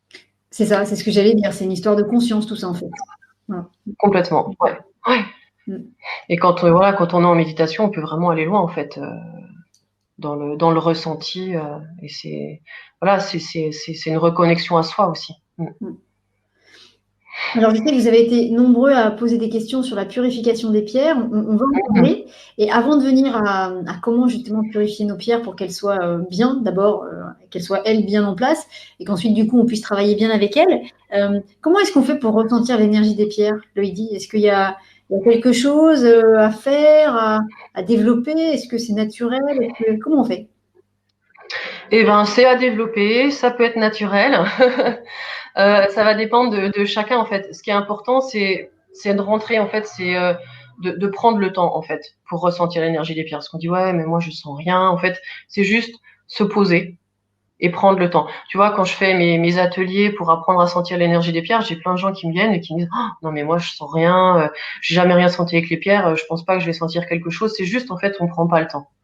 Et à partir du moment où on est dans un cadre, où on fait une petite méditation pour se recentrer et qu'on prend le temps de se poser avec ces pierres. Et à ce moment-là, on va juste se mettre en fait à l'écoute de nos pierres. Tu vois, tu prends ta mère. C'est intéressant. Qu'est-ce que tu allais dire? Quelle pierre Bonjour maman. On prend sa pierre dans la main et on va juste. Alors, soit on la prend dans la main, soit on la regarde aussi. On peut juste la poser dans sa main, la regarder, ou aussi la poser sur le corps. Et en fait, l'idée, c'est d'être juste à l'écoute de ce qui va se passer. Et c'est là où c'est le plus difficile parce qu'en général, on est plein d'attentes. Oui. On attend de ressentir des trucs extraordinaires. On aimerait bien que la pierre nous chuchote à l'oreille. Coucou, je suis une cornaline, je vais travailler sur ton ventre et te ramener de la joie. Et voilà. Et ben non, ça marche pas toujours comme ça. Il y a des gens qui reçoivent ce genre de message, mais pour la majorité des gens, c'est pas comme ça. Des fois, c'est extrêmement subtil. Des fois, c'est une sensation dans le corps, c'est un picotement dans la main, c'est une sensation un petit peu plus présente dans le ventre, dans une épaule, dans la tête. J'ai des gens dans les ateliers, ils ont carrément des films, ils ont des images, ils ont des histoires, et chacun est très différent en fait face au ressenti. Il y en a pour qui c'est extrêmement subtil, mais c'est très précis. Et puis j'ai des gens, on a l'impression qu'ils ont le bouquin ouvert sur les genoux. C'est pas possible, il a caché le livre parce ils ressentent exactement comment la pierre fonctionne. Et je fais faire des tests à l'aveugle aussi parce que sinon, ceux qui connaissent les pierres disent ouais, attends, on va me la faire, la métisse, je sais qu'elle travaille là, donc je vais m'induire des sensations ici. Donc je fais tester les pierres avec les yeux fermés sans savoir ce que c'est. Donc là, on est vraiment obligé de se faire confiance et de se mettre à l'écoute de ce qu'on sent. Et en fait, tout ce qu'on sent est juste. Parce qu'on se dit oui, mais alors attends, ça, c'est parce que ça me gratte, c'est mon pull qui me gratte. Et puis non, mais ça, c'est dans ma tête parce que j'étais en train de poser à autre chose. On se détend par rapport à tout ça, en fait, et on accueille ce qui vient. Et ce qui vient est juste. Voilà, tout simplement. Mais c'est vrai que ça demande du temps avec soi. Ça demande de se poser, en fait. Et ça s'entraîne. Vraiment, ça s'entraîne. Ouais, moi, pareil, pour témoigner un petit peu, moi, les pierres, ça fait pas si longtemps que ça, en fait, que ça m'appelle et que ça résonne très fort, donc ça, c'est chouette. Mais avant, en fait, la manière dont ça se passait, il n'y avait pas une attirance particulière, mais par exemple, quand je voyais un bijou, je sentais vers quel bijou j'allais ou pas. Et je pouvais pas expliquer pourquoi. Il y avait des très beaux bijoux, mais qui m'attiraient pas du tout. Et puis, à l'inverse, une paire de boucles ou un collier. Et même sans connaître la pierre, même sans connaître le domaine énergétique, mais en fait, spontanément, en fait, voilà, j'étais attirée par une couleur ou par quelque chose. Et c'est comme ça qu'on commence à se dire que, bah, tiens, oui, on ressent l'énergie de la pierre, même si c'est encore un peu subtil, mais une première approche, voilà, quand on est devant un stand avec plein de pierres, juste voir effectivement où on va, et même si on ne comprend pas, quoi, mais déjà, c'est du ressenti, quoi. Oui, et puis il y a l'idée qu'on se fait en voyant une pierre, on se dit ah ça me plaît vachement, tiens celle-là. Et puis en fait une fois qu'on l'a dans la main et qu'on justement on écoute ce qui se passe, oh bah en fait non. Et puis j'en teste une autre qui a priori m'attire pas forcément et puis waouh il se passe un truc là. Et c'est important de pouvoir les toucher les pierres en fait pour aller au-delà de notre impression première qui comme tu dis est pas toujours ce dont on a le plus besoin, en fait. Ouais, c'est ça.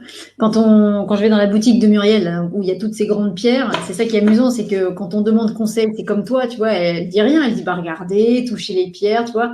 Voilà, quoi, c'est à nous de sentir vers quoi ça va. Et souvent, c'est marrant parce que, on prend une pierre dans la main, puis on se rend pas compte qu'on va se balader dans la boutique pendant un quart d'heure avec. Et au bout d'un moment, la pierre, elle est dans la main, mais c'est comme si elle faisait partie de nous. Tu vois, voilà, mais ça passe par le toucher, tu vois. Et puis à l'inverse, on va en toucher une autre et puis on va la reposer, comme tes bracelets. D'un seul coup, on en prend un et on le lâche plus. Et puis un autre, on va le prendre et pourtant il est magnifique, mais on va le reposer parce que ça ne nous appelle pas, quoi. C'est fou ça.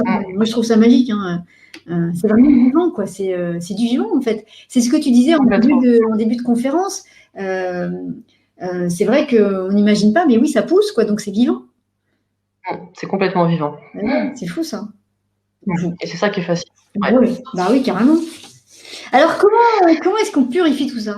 Comment on purifie pas tout beau, tout propre tout le temps? Alors, il y a plusieurs techniques. Alors, tout le monde n'est pas d'accord avec toutes les techniques de purification. En tout cas, moi, je vais vous parler des techniques avec lesquelles moi, je me sens vraiment c'est vraiment important. Et en plus, c'est d'autant plus important à la purification parce que les pierres, en fait, elles absorbent tout ce qu'on va vivre. Elles vont absorber ce que les lieux vont vivre, elles vont absorber ce que les voisins peuvent vivre aussi. Enfin, les voisins, je veux dire les gens qui sont autour de nos pierres. Donc c'est d'autant plus important de les purifier, de leur charge énergétique et émotionnelle. Donc moi, ce que j'aime bien faire, en fait, si la pierre aime bien l'eau, c'est simplement de les passer sous l'eau, en fait. C'est d'ouvrir le robinet et de laisser couler un filet d'eau sur la pierre. L'eau va permettre une purification énergétique et en même temps d'imaginer, de visualiser que tout ce que la pierre a absorbé, ça s'écoule dans l'eau. Pour moi, j'aime bien cette méthode-là parce qu'en fait, on est partie prenante de la purification. C'est pas juste on la laisse tremper dans l'eau, c'est possible. Hein. On peut la laisser tremper dans l'eau comme ça pendant toute une nuit et la récupérer le lendemain. Mais je trouve que même que quelques minutes sous l'eau, mais vraiment avec l'intention que tout ce que la pierre a absorbé, ça s'écoule dans l'eau. Ça peut même être fait tous les soirs, tu vois, quand on est dans des moments où on est un petit peu, c'est un petit peu dur énergétiquement, émotionnellement, tout ça. Eh ben, on peut le faire tous les soirs en rentrant. Et c'est un peu notre petit rituel pour se décharger là au niveau de tout ce qu'on a traversé. Ok, là, je nettoie ma pierre, mais je me nettoie aussi à travers cette purification. Je lâche les trucs de la journée. Et c'est vrai que moi, cette méthode-là, je la trouve vraiment, vraiment importante. Après, on peut aussi. Pardon, mais eau chaude ou eau froide? C'est peut-être bête, mais. Non, mais aucune importance. Aucune importance. Alors, dans l'idéal, si tu habites à côté d'une source. Bien sûr. À côté d'une source ou d'une petite rivière, tu mets tes pierres dans un petit sachet, tu sais, là, pour faire ses lessives, là, les petits trucs de linge, là, pour mettre les vêtements fragiles. Et puis, tu les poses dans la rivière et tu les accroches bien. Et puis là, l'énergie de l'eau de la rivière ou de la source, c'est top. C'est top. Là, parce que là, mais bon, on n'a pas tous une source à proximité. Hein, c'est ça. Et alors, pardon aussi, parce que forcément, peut-être la réponse est évidente, mais pas l'eau de mer, de l'eau douce. Pourquoi pas l'eau de mer? Après, pas. Si tu veux le faire de temps en temps avec de l'eau de mer, pourquoi pas? Parce que le sel, il a une action de purification aussi, tu vois. Après, il faut bien les rincer parce que le sel, ça attaque quand même. Hein. Oui, c'est ça. J'allais dire, le sel peut attaquer les pierres, donc après, il faut les rincer, d'accord. Ouais, il faut les rincer. Et puis c'est pareil, il y a des pierres qui aiment pas l'eau. Donc tout ce qui va être, qui contient beaucoup de métaux, donc l'hématite, la pyrite qui contient du fer. Toutes ces pierres-là, on va pas les mettre dans la mer ou dans l'eau, on va pas les laisser tremper parce qu'elles vont rouiller. D'autres qui vont s'abîmer ou même il y en a carrément là, genre la sélénite, elle va fondre dans l'eau. Laquelle? Donc la sélénite, hein, c'est ouais, là j'en ai pas sous la main, c'est une pierre blanche. Elle, si on la laisse trop longtemps dans l'eau, elle disparaît quoi. Donc c'est un petit peu comme du sel. Enfin non, c'est beaucoup plus long à fondre que du sel, mais en tout cas, il faut pas la mettre dans l'eau. Et donc voilà. Et quand on peut pas les passer sous l'eau, on peut les mettre dans la terre. Moi, j'aime bien quand j'ai des pierres très chargées, c'est les mettre dans la terre pour un jour, 2 jours, une semaine, 3 mois. Quand elles sont hyper chargées, on peut les laisser pendant assez longtemps dans la terre parce qu'en fait, c'est de là où elles viennent. Et des fois, quand les pierres sont trop chargées et qu'on n'a plus envie de les avoir sur soi, mais moi, je fais un petit rituel en fait où j'ai un coin dans la forêt. Quand je suis dans ma famille et dans l'Est. Et du coup, je vais au pied de l'arbre et je remercie la pierre pour tout le travail qu'elle a fait, tout le travail qu'on a fait ensemble. Et puis, je la remets à la terre. Parce qu'il y a des pierres, c'est plus juste en fait de continuer à les avoir ou voilà, il y a vraiment cet élan-là de la remercier et de la remettre à la terre. Ça peut être intéressant pour lâcher des trucs qu'on a du mal à lâcher aussi. Des fois, c'est dur hein, de laisser une pierre à la terre, mais des fois, ça fait du bien. Ah, tu veux dire qu'à la fois, on va dire que c'est un retour à la terre pour la pierre parce qu'elle a suffisamment travaillé, voilà, elle a donné tout ce qu'elle avait, donc on la remet à son état d'origine. Et en même temps, à la fois, nous, ça nous fait travailler parfois sur le fait de laisser quelque chose derrière nous et de ne pas repartir avec. Exactement. Exactement. Et ça, c'est aussi important de savoir lâcher les choses qu'on a vécues et qui sont plus justes à ce moment-là. Et quand tu dis donc remettre à la terre, là, on a bien compris que c'est une pierre là qu'on n'ira pas rechercher. Donc, on l'enterre. Mhm. Mais quand tu disais on peut les mettre à la terre pendant une semaine, un jour ou un mois ou deux, on les enterre quand même, c'est pareil. Oui, tu les enterres. Alors, moi, ce que j'aime bien faire, en fait, je les recouvre pas forcément complètement. J'aime bien laisser un tout petit bout. Alors déjà, il faut se mettre un petit rappel parce que des fois, ben, on les enterre et on ne les retrouve pas. Parce qu'on pensait se souvenir, en fait, on se souvient pas. Donc ça arrive. Et moi, j'aime bien les laisser juste un petit truc qui dépasse comme ça. C'est super de faire ça aussi au moment de la pleine lune, hein. Comme ça, la nuit, elle profite de l'énergie de la pleine lune pour purifier encore un peu plus en profondeur et de l'énergie de la terre. Donc, on fait comme ça des cycles. Mais là, on est d'accord que tu parles de pierres qu'on va laisser à la terre et qu'on va récupérer après. Tout à Tu les fait. laisses un Ouais. peu sortis parce que tu sais que tu vas les récupérer après. Oui, oui, mais après, tu peux tout à fait bien les enfouir entièrement dans la terre avec un petit repère pour venir les récupérer plus tard, bien sûr. D'accord. D'accord. Et la pleine lune? Tu nous as parlé de la pleine lune? La pleine lune, c'est aussi pour la purification, pour ramener l'énergie en fait dans la terre. Moi, j'aime beaucoup. Je suis très connectée à la lune. D'ailleurs, elle m'empêche souvent de dormir. Mais je trouve que quand sur des pleines lunes, si on a la possibilité de sortir nos pierres, de les mettre même s'il y a des nuages, hein, ça travaille quand même, hein.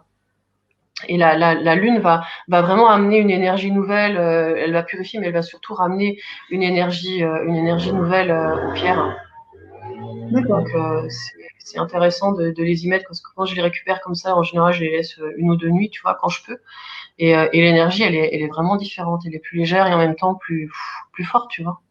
Quand tu dis une ou deux nuits, la pleine lune, normalement, c'est juste une nuit. Mais Oui, oui, mais tu sais, la pleine lune, moi, je sais que par exemple, je suis beaucoup plus sensible à la pleine lune deux jours avant, tu vois. ah, Les 2 jours avant, le jour de la pleine lune, je commence à dormir. Et après, je dors. Mais en fait, l'action de la lune, elle est un peu tout le temps, sauf que, tu vois, tu as une action, elle est quand même, elle travaille quand même les jours avant, les jours après. On n'est pas obligé, si on a loupé la pleine lune, on peut la mettre le lendemain et la lune fera un petit peu son travail aussi. et alors, on peut les mettre à la pleine lune, donc même s'il y a des nuages, c'est pareil?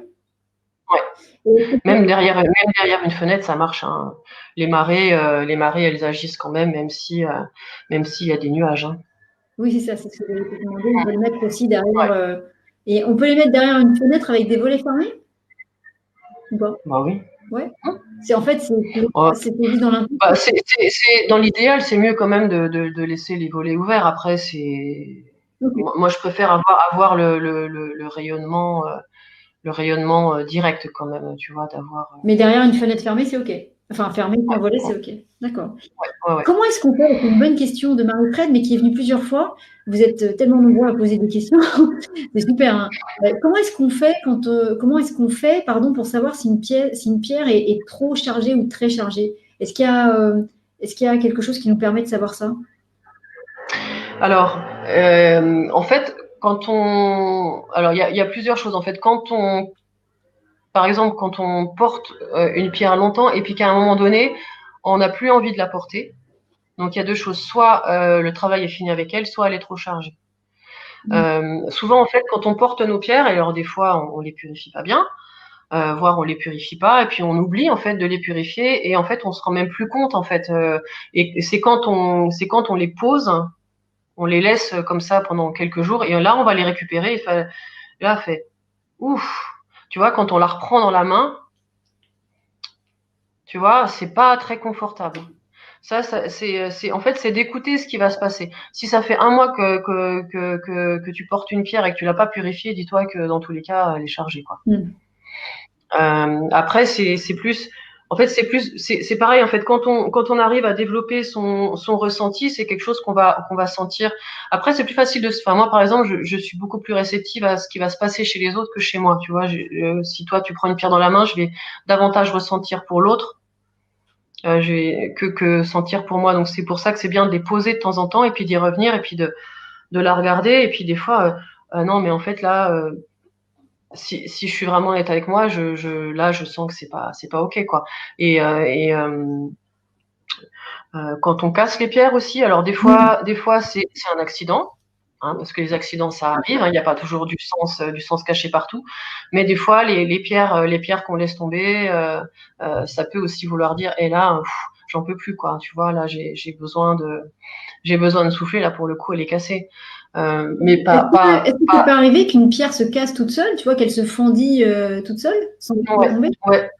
Ouais, ça peut arriver qu'elles se fendent. Moi, j'ai eu alors, j'en ai jamais eu, mais j'ai vu des gens qui me parlaient de leurs pierres. En fait, elles ont pris des striures, en fait. Ouais. Des striures qui sont apparues ou un éclat qui disparaît. Euh, sur la malachite, par exemple, la malachite, c'est une pierre qui va absorber un petit peu toutes les énergies un peu douloureuses.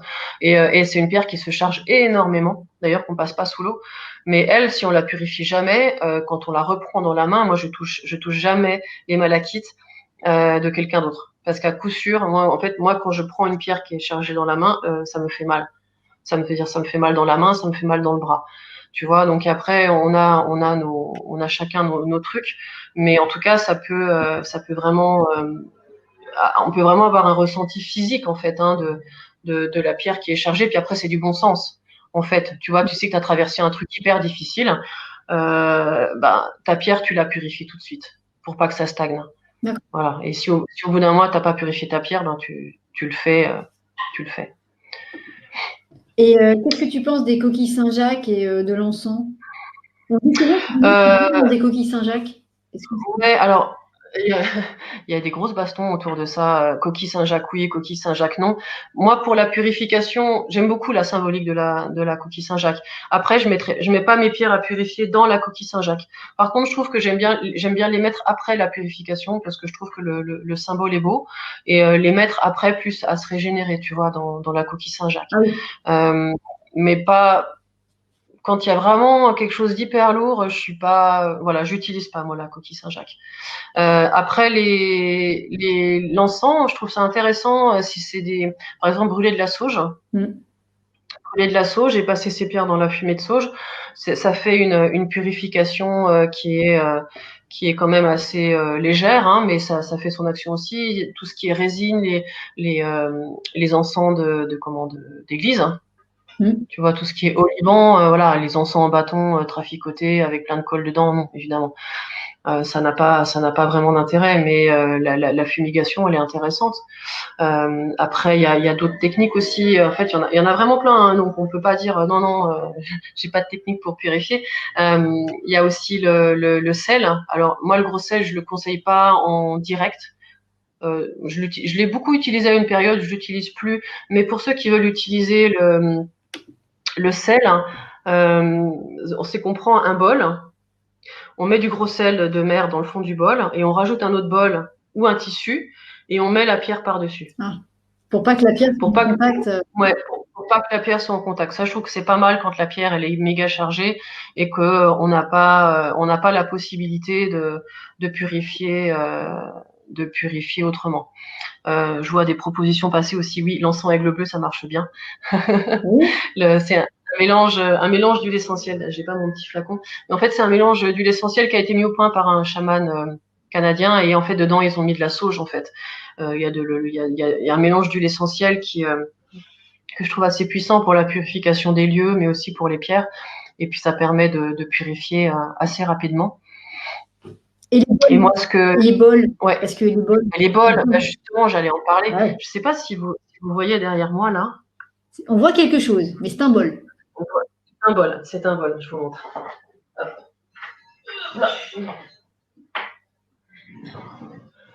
Le bol en cristal. Oui, c'est un petit bol en cristal. Hein. C'est pas mon plus petit. Hein. Quand j'ai découvert le bol en cristal, moi, ça a complètement changé ma vie avec les pierres. Hein. C'est assez impressionnant. Je vais peut-être pas le faire sonner là parce que je suis pas sûre que ça passe bien avec tu vois, voilà. Et ça, c'est vraiment ultra, ultra puissant pour la purification. Pour la purification des pierres, ça purifie et en même temps ça recharge. Simplement, on met les pierres. Le bol tibétain, c'est pareil. Hein. Ça marche aussi bien. Alors l'avantage du bol en cristal, c'est que c'est du cristal, donc on est vraiment en résonance directe avec les pierres en fait, avec le silice, la silice des pierres. Donc moi je trouve que c'est un outil moi que j'utilise beaucoup pour purifier les lieux et pour les pierres. On met les pierres à l'intérieur et on fait sonner. Et pareil avec aussi l'intention que tout ce que la pierre a absorbé, ça part. et c'est très rapide et très efficace. Mais par contre, c'est pas donné. Ouais. Mais c'est un bel investissement. Moi, j'en ai 7 parce que j'adore ça. Oui, c'est pas indispensable d'en avoir 7, ça suffit largement. Hein. Oui, mais après, voilà, c'est comme les bières. On en a une, puis deux, puis trois, puis après, on remplit une armoire. Tu vois, c'est comme ça. On se fait avoir par ça. Et la fleur de vie, qu'est-ce que tu penses de la fleur de vie? Alors ça, c'est comme la fleur de vie, c'est le même combat qu'avec on voit sur les réseaux, les gens s'écharpent autour de fleur de vie, pas fleur de vie. Moi, j'aime aussi beaucoup la symbolique, j'aime bien les symboles. Je les mets pas forcément, enfin, j'aime bien les utiliser plus après la purification, en fait. D'accord. Poser les pierres sur la fleur de vie, dans la coquille Saint-Jacques. Oui, d'ailleurs, j'utilise beaucoup la fleur de vie dans mes créations parce que je trouve que c'est un symbole qui est fort. Mais pour la purification, je les utilise pas. D'accord. Ok. D'accord. Après, l'idée, c'est que en fait, chacun fait ce qu'il sent et chacun fait ce qui est juste pour lui. Le plus important, c'est que on prenne soin de ces pierres, qu'on le fasse régulièrement et qu'on y mette l'intention. Si quelqu'un préfère la purification avec l'eau, avec les huiles essentielles, ce qui est important, c'est qu'il trouve sa technique et qu'il sente que ben oui, ça purifie et que ce soit fait vraiment avec l'intention et puis aussi d'avoir aussi de la gratitude pour les pierres et pour moi c'est ça qui est vraiment important. Ouais, on en revient toujours à la même histoire, quoi, c'est-à-dire la conscience. Donc, plus on le fait en conscience, finalement, peu importe la technique, mais tant que c'est fait en conscience, ça va fonctionner. Hein. Ouais, parce qu'on peut utiliser la meilleure technique, mais si on n'est pas dedans et qu'on n'est pas en présence, ça sert pas à grand chose, quoi. Et, ouais. Et juste, parce que tu en as parlé un petit peu une fois, je crois, dans une de tes newsletters, mais le lien entre les plantes et les pierres.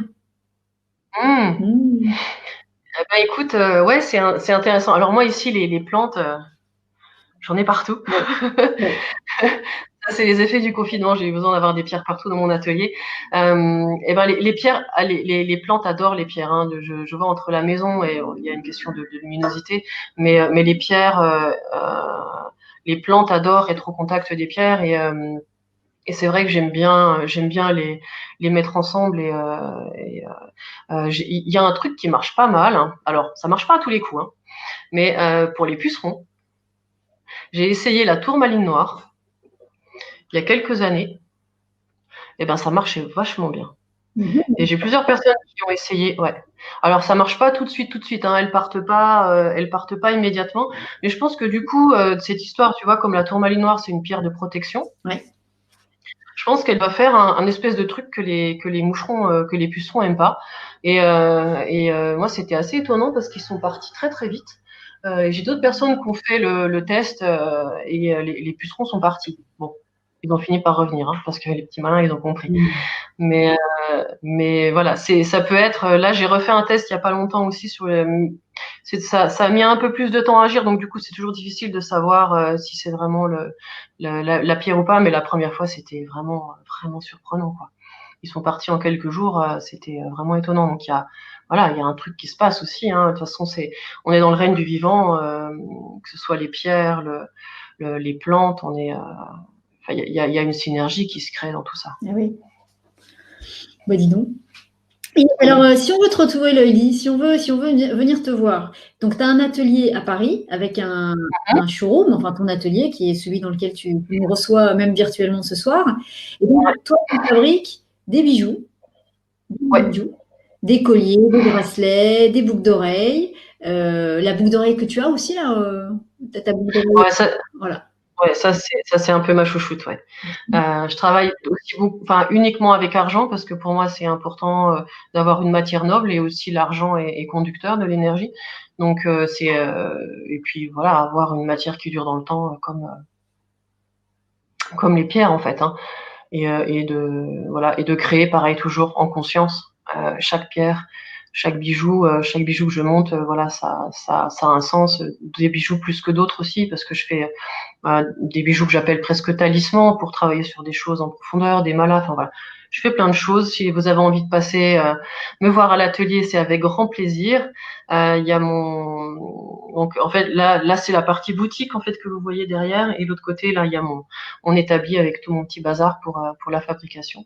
Si vous êtes à Paris, que vous avez envie de passer ce week-end, je fais porte ouverte de 13h à 18h. Et voilà, et je vous recevrai avec grand plaisir. C'est dans le 10e, du côté de Belleville. C'est quel métro? Métro Belleville. Métro Belleville. Belleville, Colonel Fabien. Si vous passez, je pourrais vous faire aussi découvrir un petit peu les bols de cristal. Oui. Voilà, essayer de sentir un peu l'énergie de la pierre. Si vous avez un bijou que vous avez envie de purifier, vous pouvez aussi l'amener, et on pourra faire une petite purification aussi. Donc, si on veut te retrouver, donc ce week-end, on l'a pas fait exprès, là, pour le coup, c'est vrai que sur les dates de conférence, mais il se trouve que ça tombe bien, j'ai envie de dire, si vous avez envie de rencontrer Loïdi et que vous êtes soit en banlieue parisienne, soit à Paris. Donc, c'est demain et samedi, dimanche, de 13h à 18h, métro Belleville. Je vous remettrai toutes les coordonnées dans le mail que vous allez recevoir avec le replay, vous aurez tout ça. Et donc, Loïdi, tu fais effectivement plein de bijoux qui sont juste magnifiques, que je kiffe. Voilà, je kiffe. Je viens une fois chez toi, une fois ou deux par an, et hop là, je fais mes provisions. Voilà, et tu fais aussi des bijoux sur mesure. C'est-à-dire que sur mesure, ouais, beaucoup. Personnalisé, en fait, de plus en plus, parce que j'adore ça. En fait, là, c'est sur rendez-vous, et on va choisir, déterminer les pierres qui vont correspondre à la personne, et vraiment décider du bijou qu'on monte, avec quelle intention on souhaite mettre dedans. Je propose un petit rituel aussi à la fin. Enfin voilà, là, c'est vraiment un processus de co-création ensemble d'un bijou qui va travailler sur une problématique en particulier. Et ce bijou, donc là c'est vrai que les gens peuvent venir te voir, mais tu le fais aussi à distance, ou même si vous êtes loin de Paris et que vous voulez des bijoux de Loïdi, c'est possible de faire des rendez-vous en visio maintenant. On s'est adapté. Du coup, oui, on s'adapte, on se réinvente. Avant, je faisais que des rendez-vous à l'atelier. Maintenant, c'est vrai que les gens se déplacent moins. Donc, avec la visio, ça marche plutôt pas mal aussi pour faire le bijou sur mesure. L'idéal, c'est que les gens soient là et qu'on puisse tester. Mais voilà, aujourd'hui, on n'a pas toujours le choix, donc on se débrouille. Et je peux envoyer des photos. Voilà, pour les gens qui veulent pas se déplacer, maintenant, j'expédie un peu partout, quoi. C'est ça. Ou qui veulent pas, ou qui peuvent pas, parce que des fois, on peut pas toujours. Ouais. On aimerait bien venir, mais des fois, on peut pas parce qu'on est un peu loin. Donc, du coup, c'est ça. Le coup de la visio, c'est super, parce que sinon, on est obligé d'attendre d'être à Paris. Donc ça, n'hésitez vraiment pas pour ça. Comme atelier, c'est rue Sambre-et-Meuse. C'est 11 rue Sambre-et-Meuse. Voilà.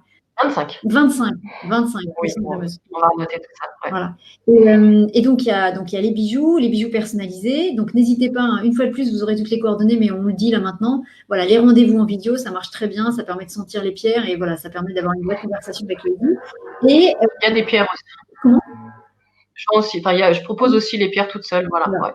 Et tu proposes, alors là, en ce moment, c'est un peu en stand-by, mais quand ça pourra reprendre, tu fais aussi des ateliers. Dans l'idéal, oui. Ouais. J'espère que ça pourra reprendre là, cette année, parce que les ateliers, j'adore. En fait, justement, tous ces ateliers pour apprendre à ressentir l'énergie des pierres, c'est un atelier que j'adore parce qu'il se passe des trucs hyper forts dedans. Donc, j'ai hâte que ça puisse reprendre. Là, pour l'instant, mon espace, j'ai un espace au sous-sol qui est pas assez grand pour pouvoir recevoir autant de personnes que je voudrais. Donc, pour l'instant, c'est en pause, mais ça va revenir. Mais voilà, mais c'est là, dès que ça pourra revenir, ça reviendra. Donc, ça reviendra. Ouais. C'est ça, donc c'est une bonne chose. Et donc, journée porte ouverte ce week-end, mais après, tu es ouverte tout le reste du temps, normalement. Voilà. Voilà, et sur rendez-vous, du coup, parce que comme je suis beaucoup dans la création, du coup, je reçois sur rendez-vous, les gens m'appellent, et on pose un rendez-vous, les gens viennent choisir leurs pierres, faire leurs bijoux. Enfin, voilà, c'est... Voilà. Et pour le coup, là, je suis évidemment fan de Loïdi. Là, je pense que c'est clair.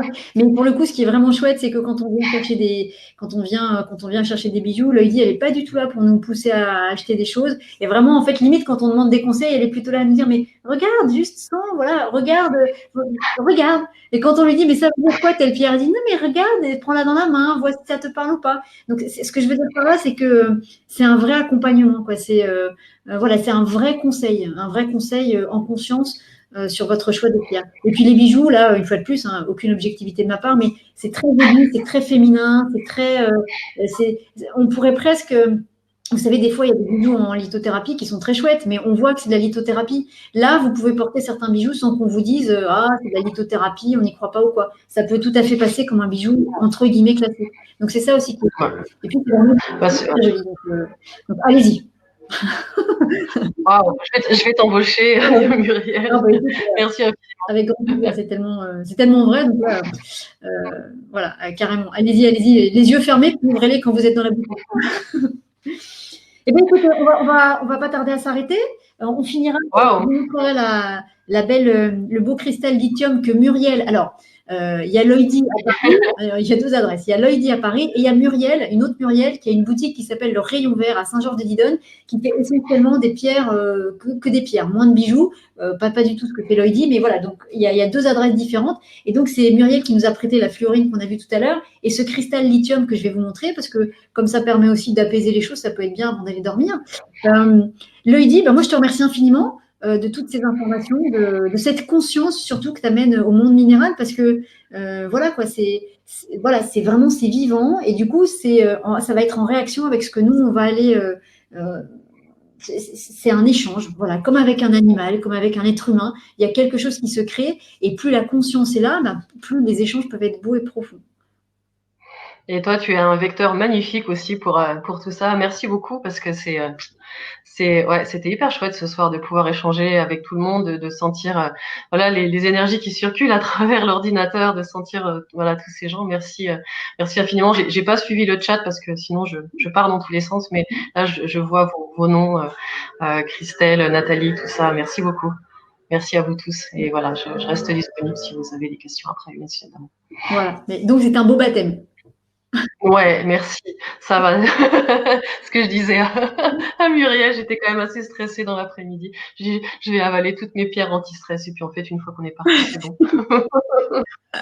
Mais j'avais mes petites pierres. Eh oui. La petite pierre pour la gorge, hein, la pierre des conférenciers.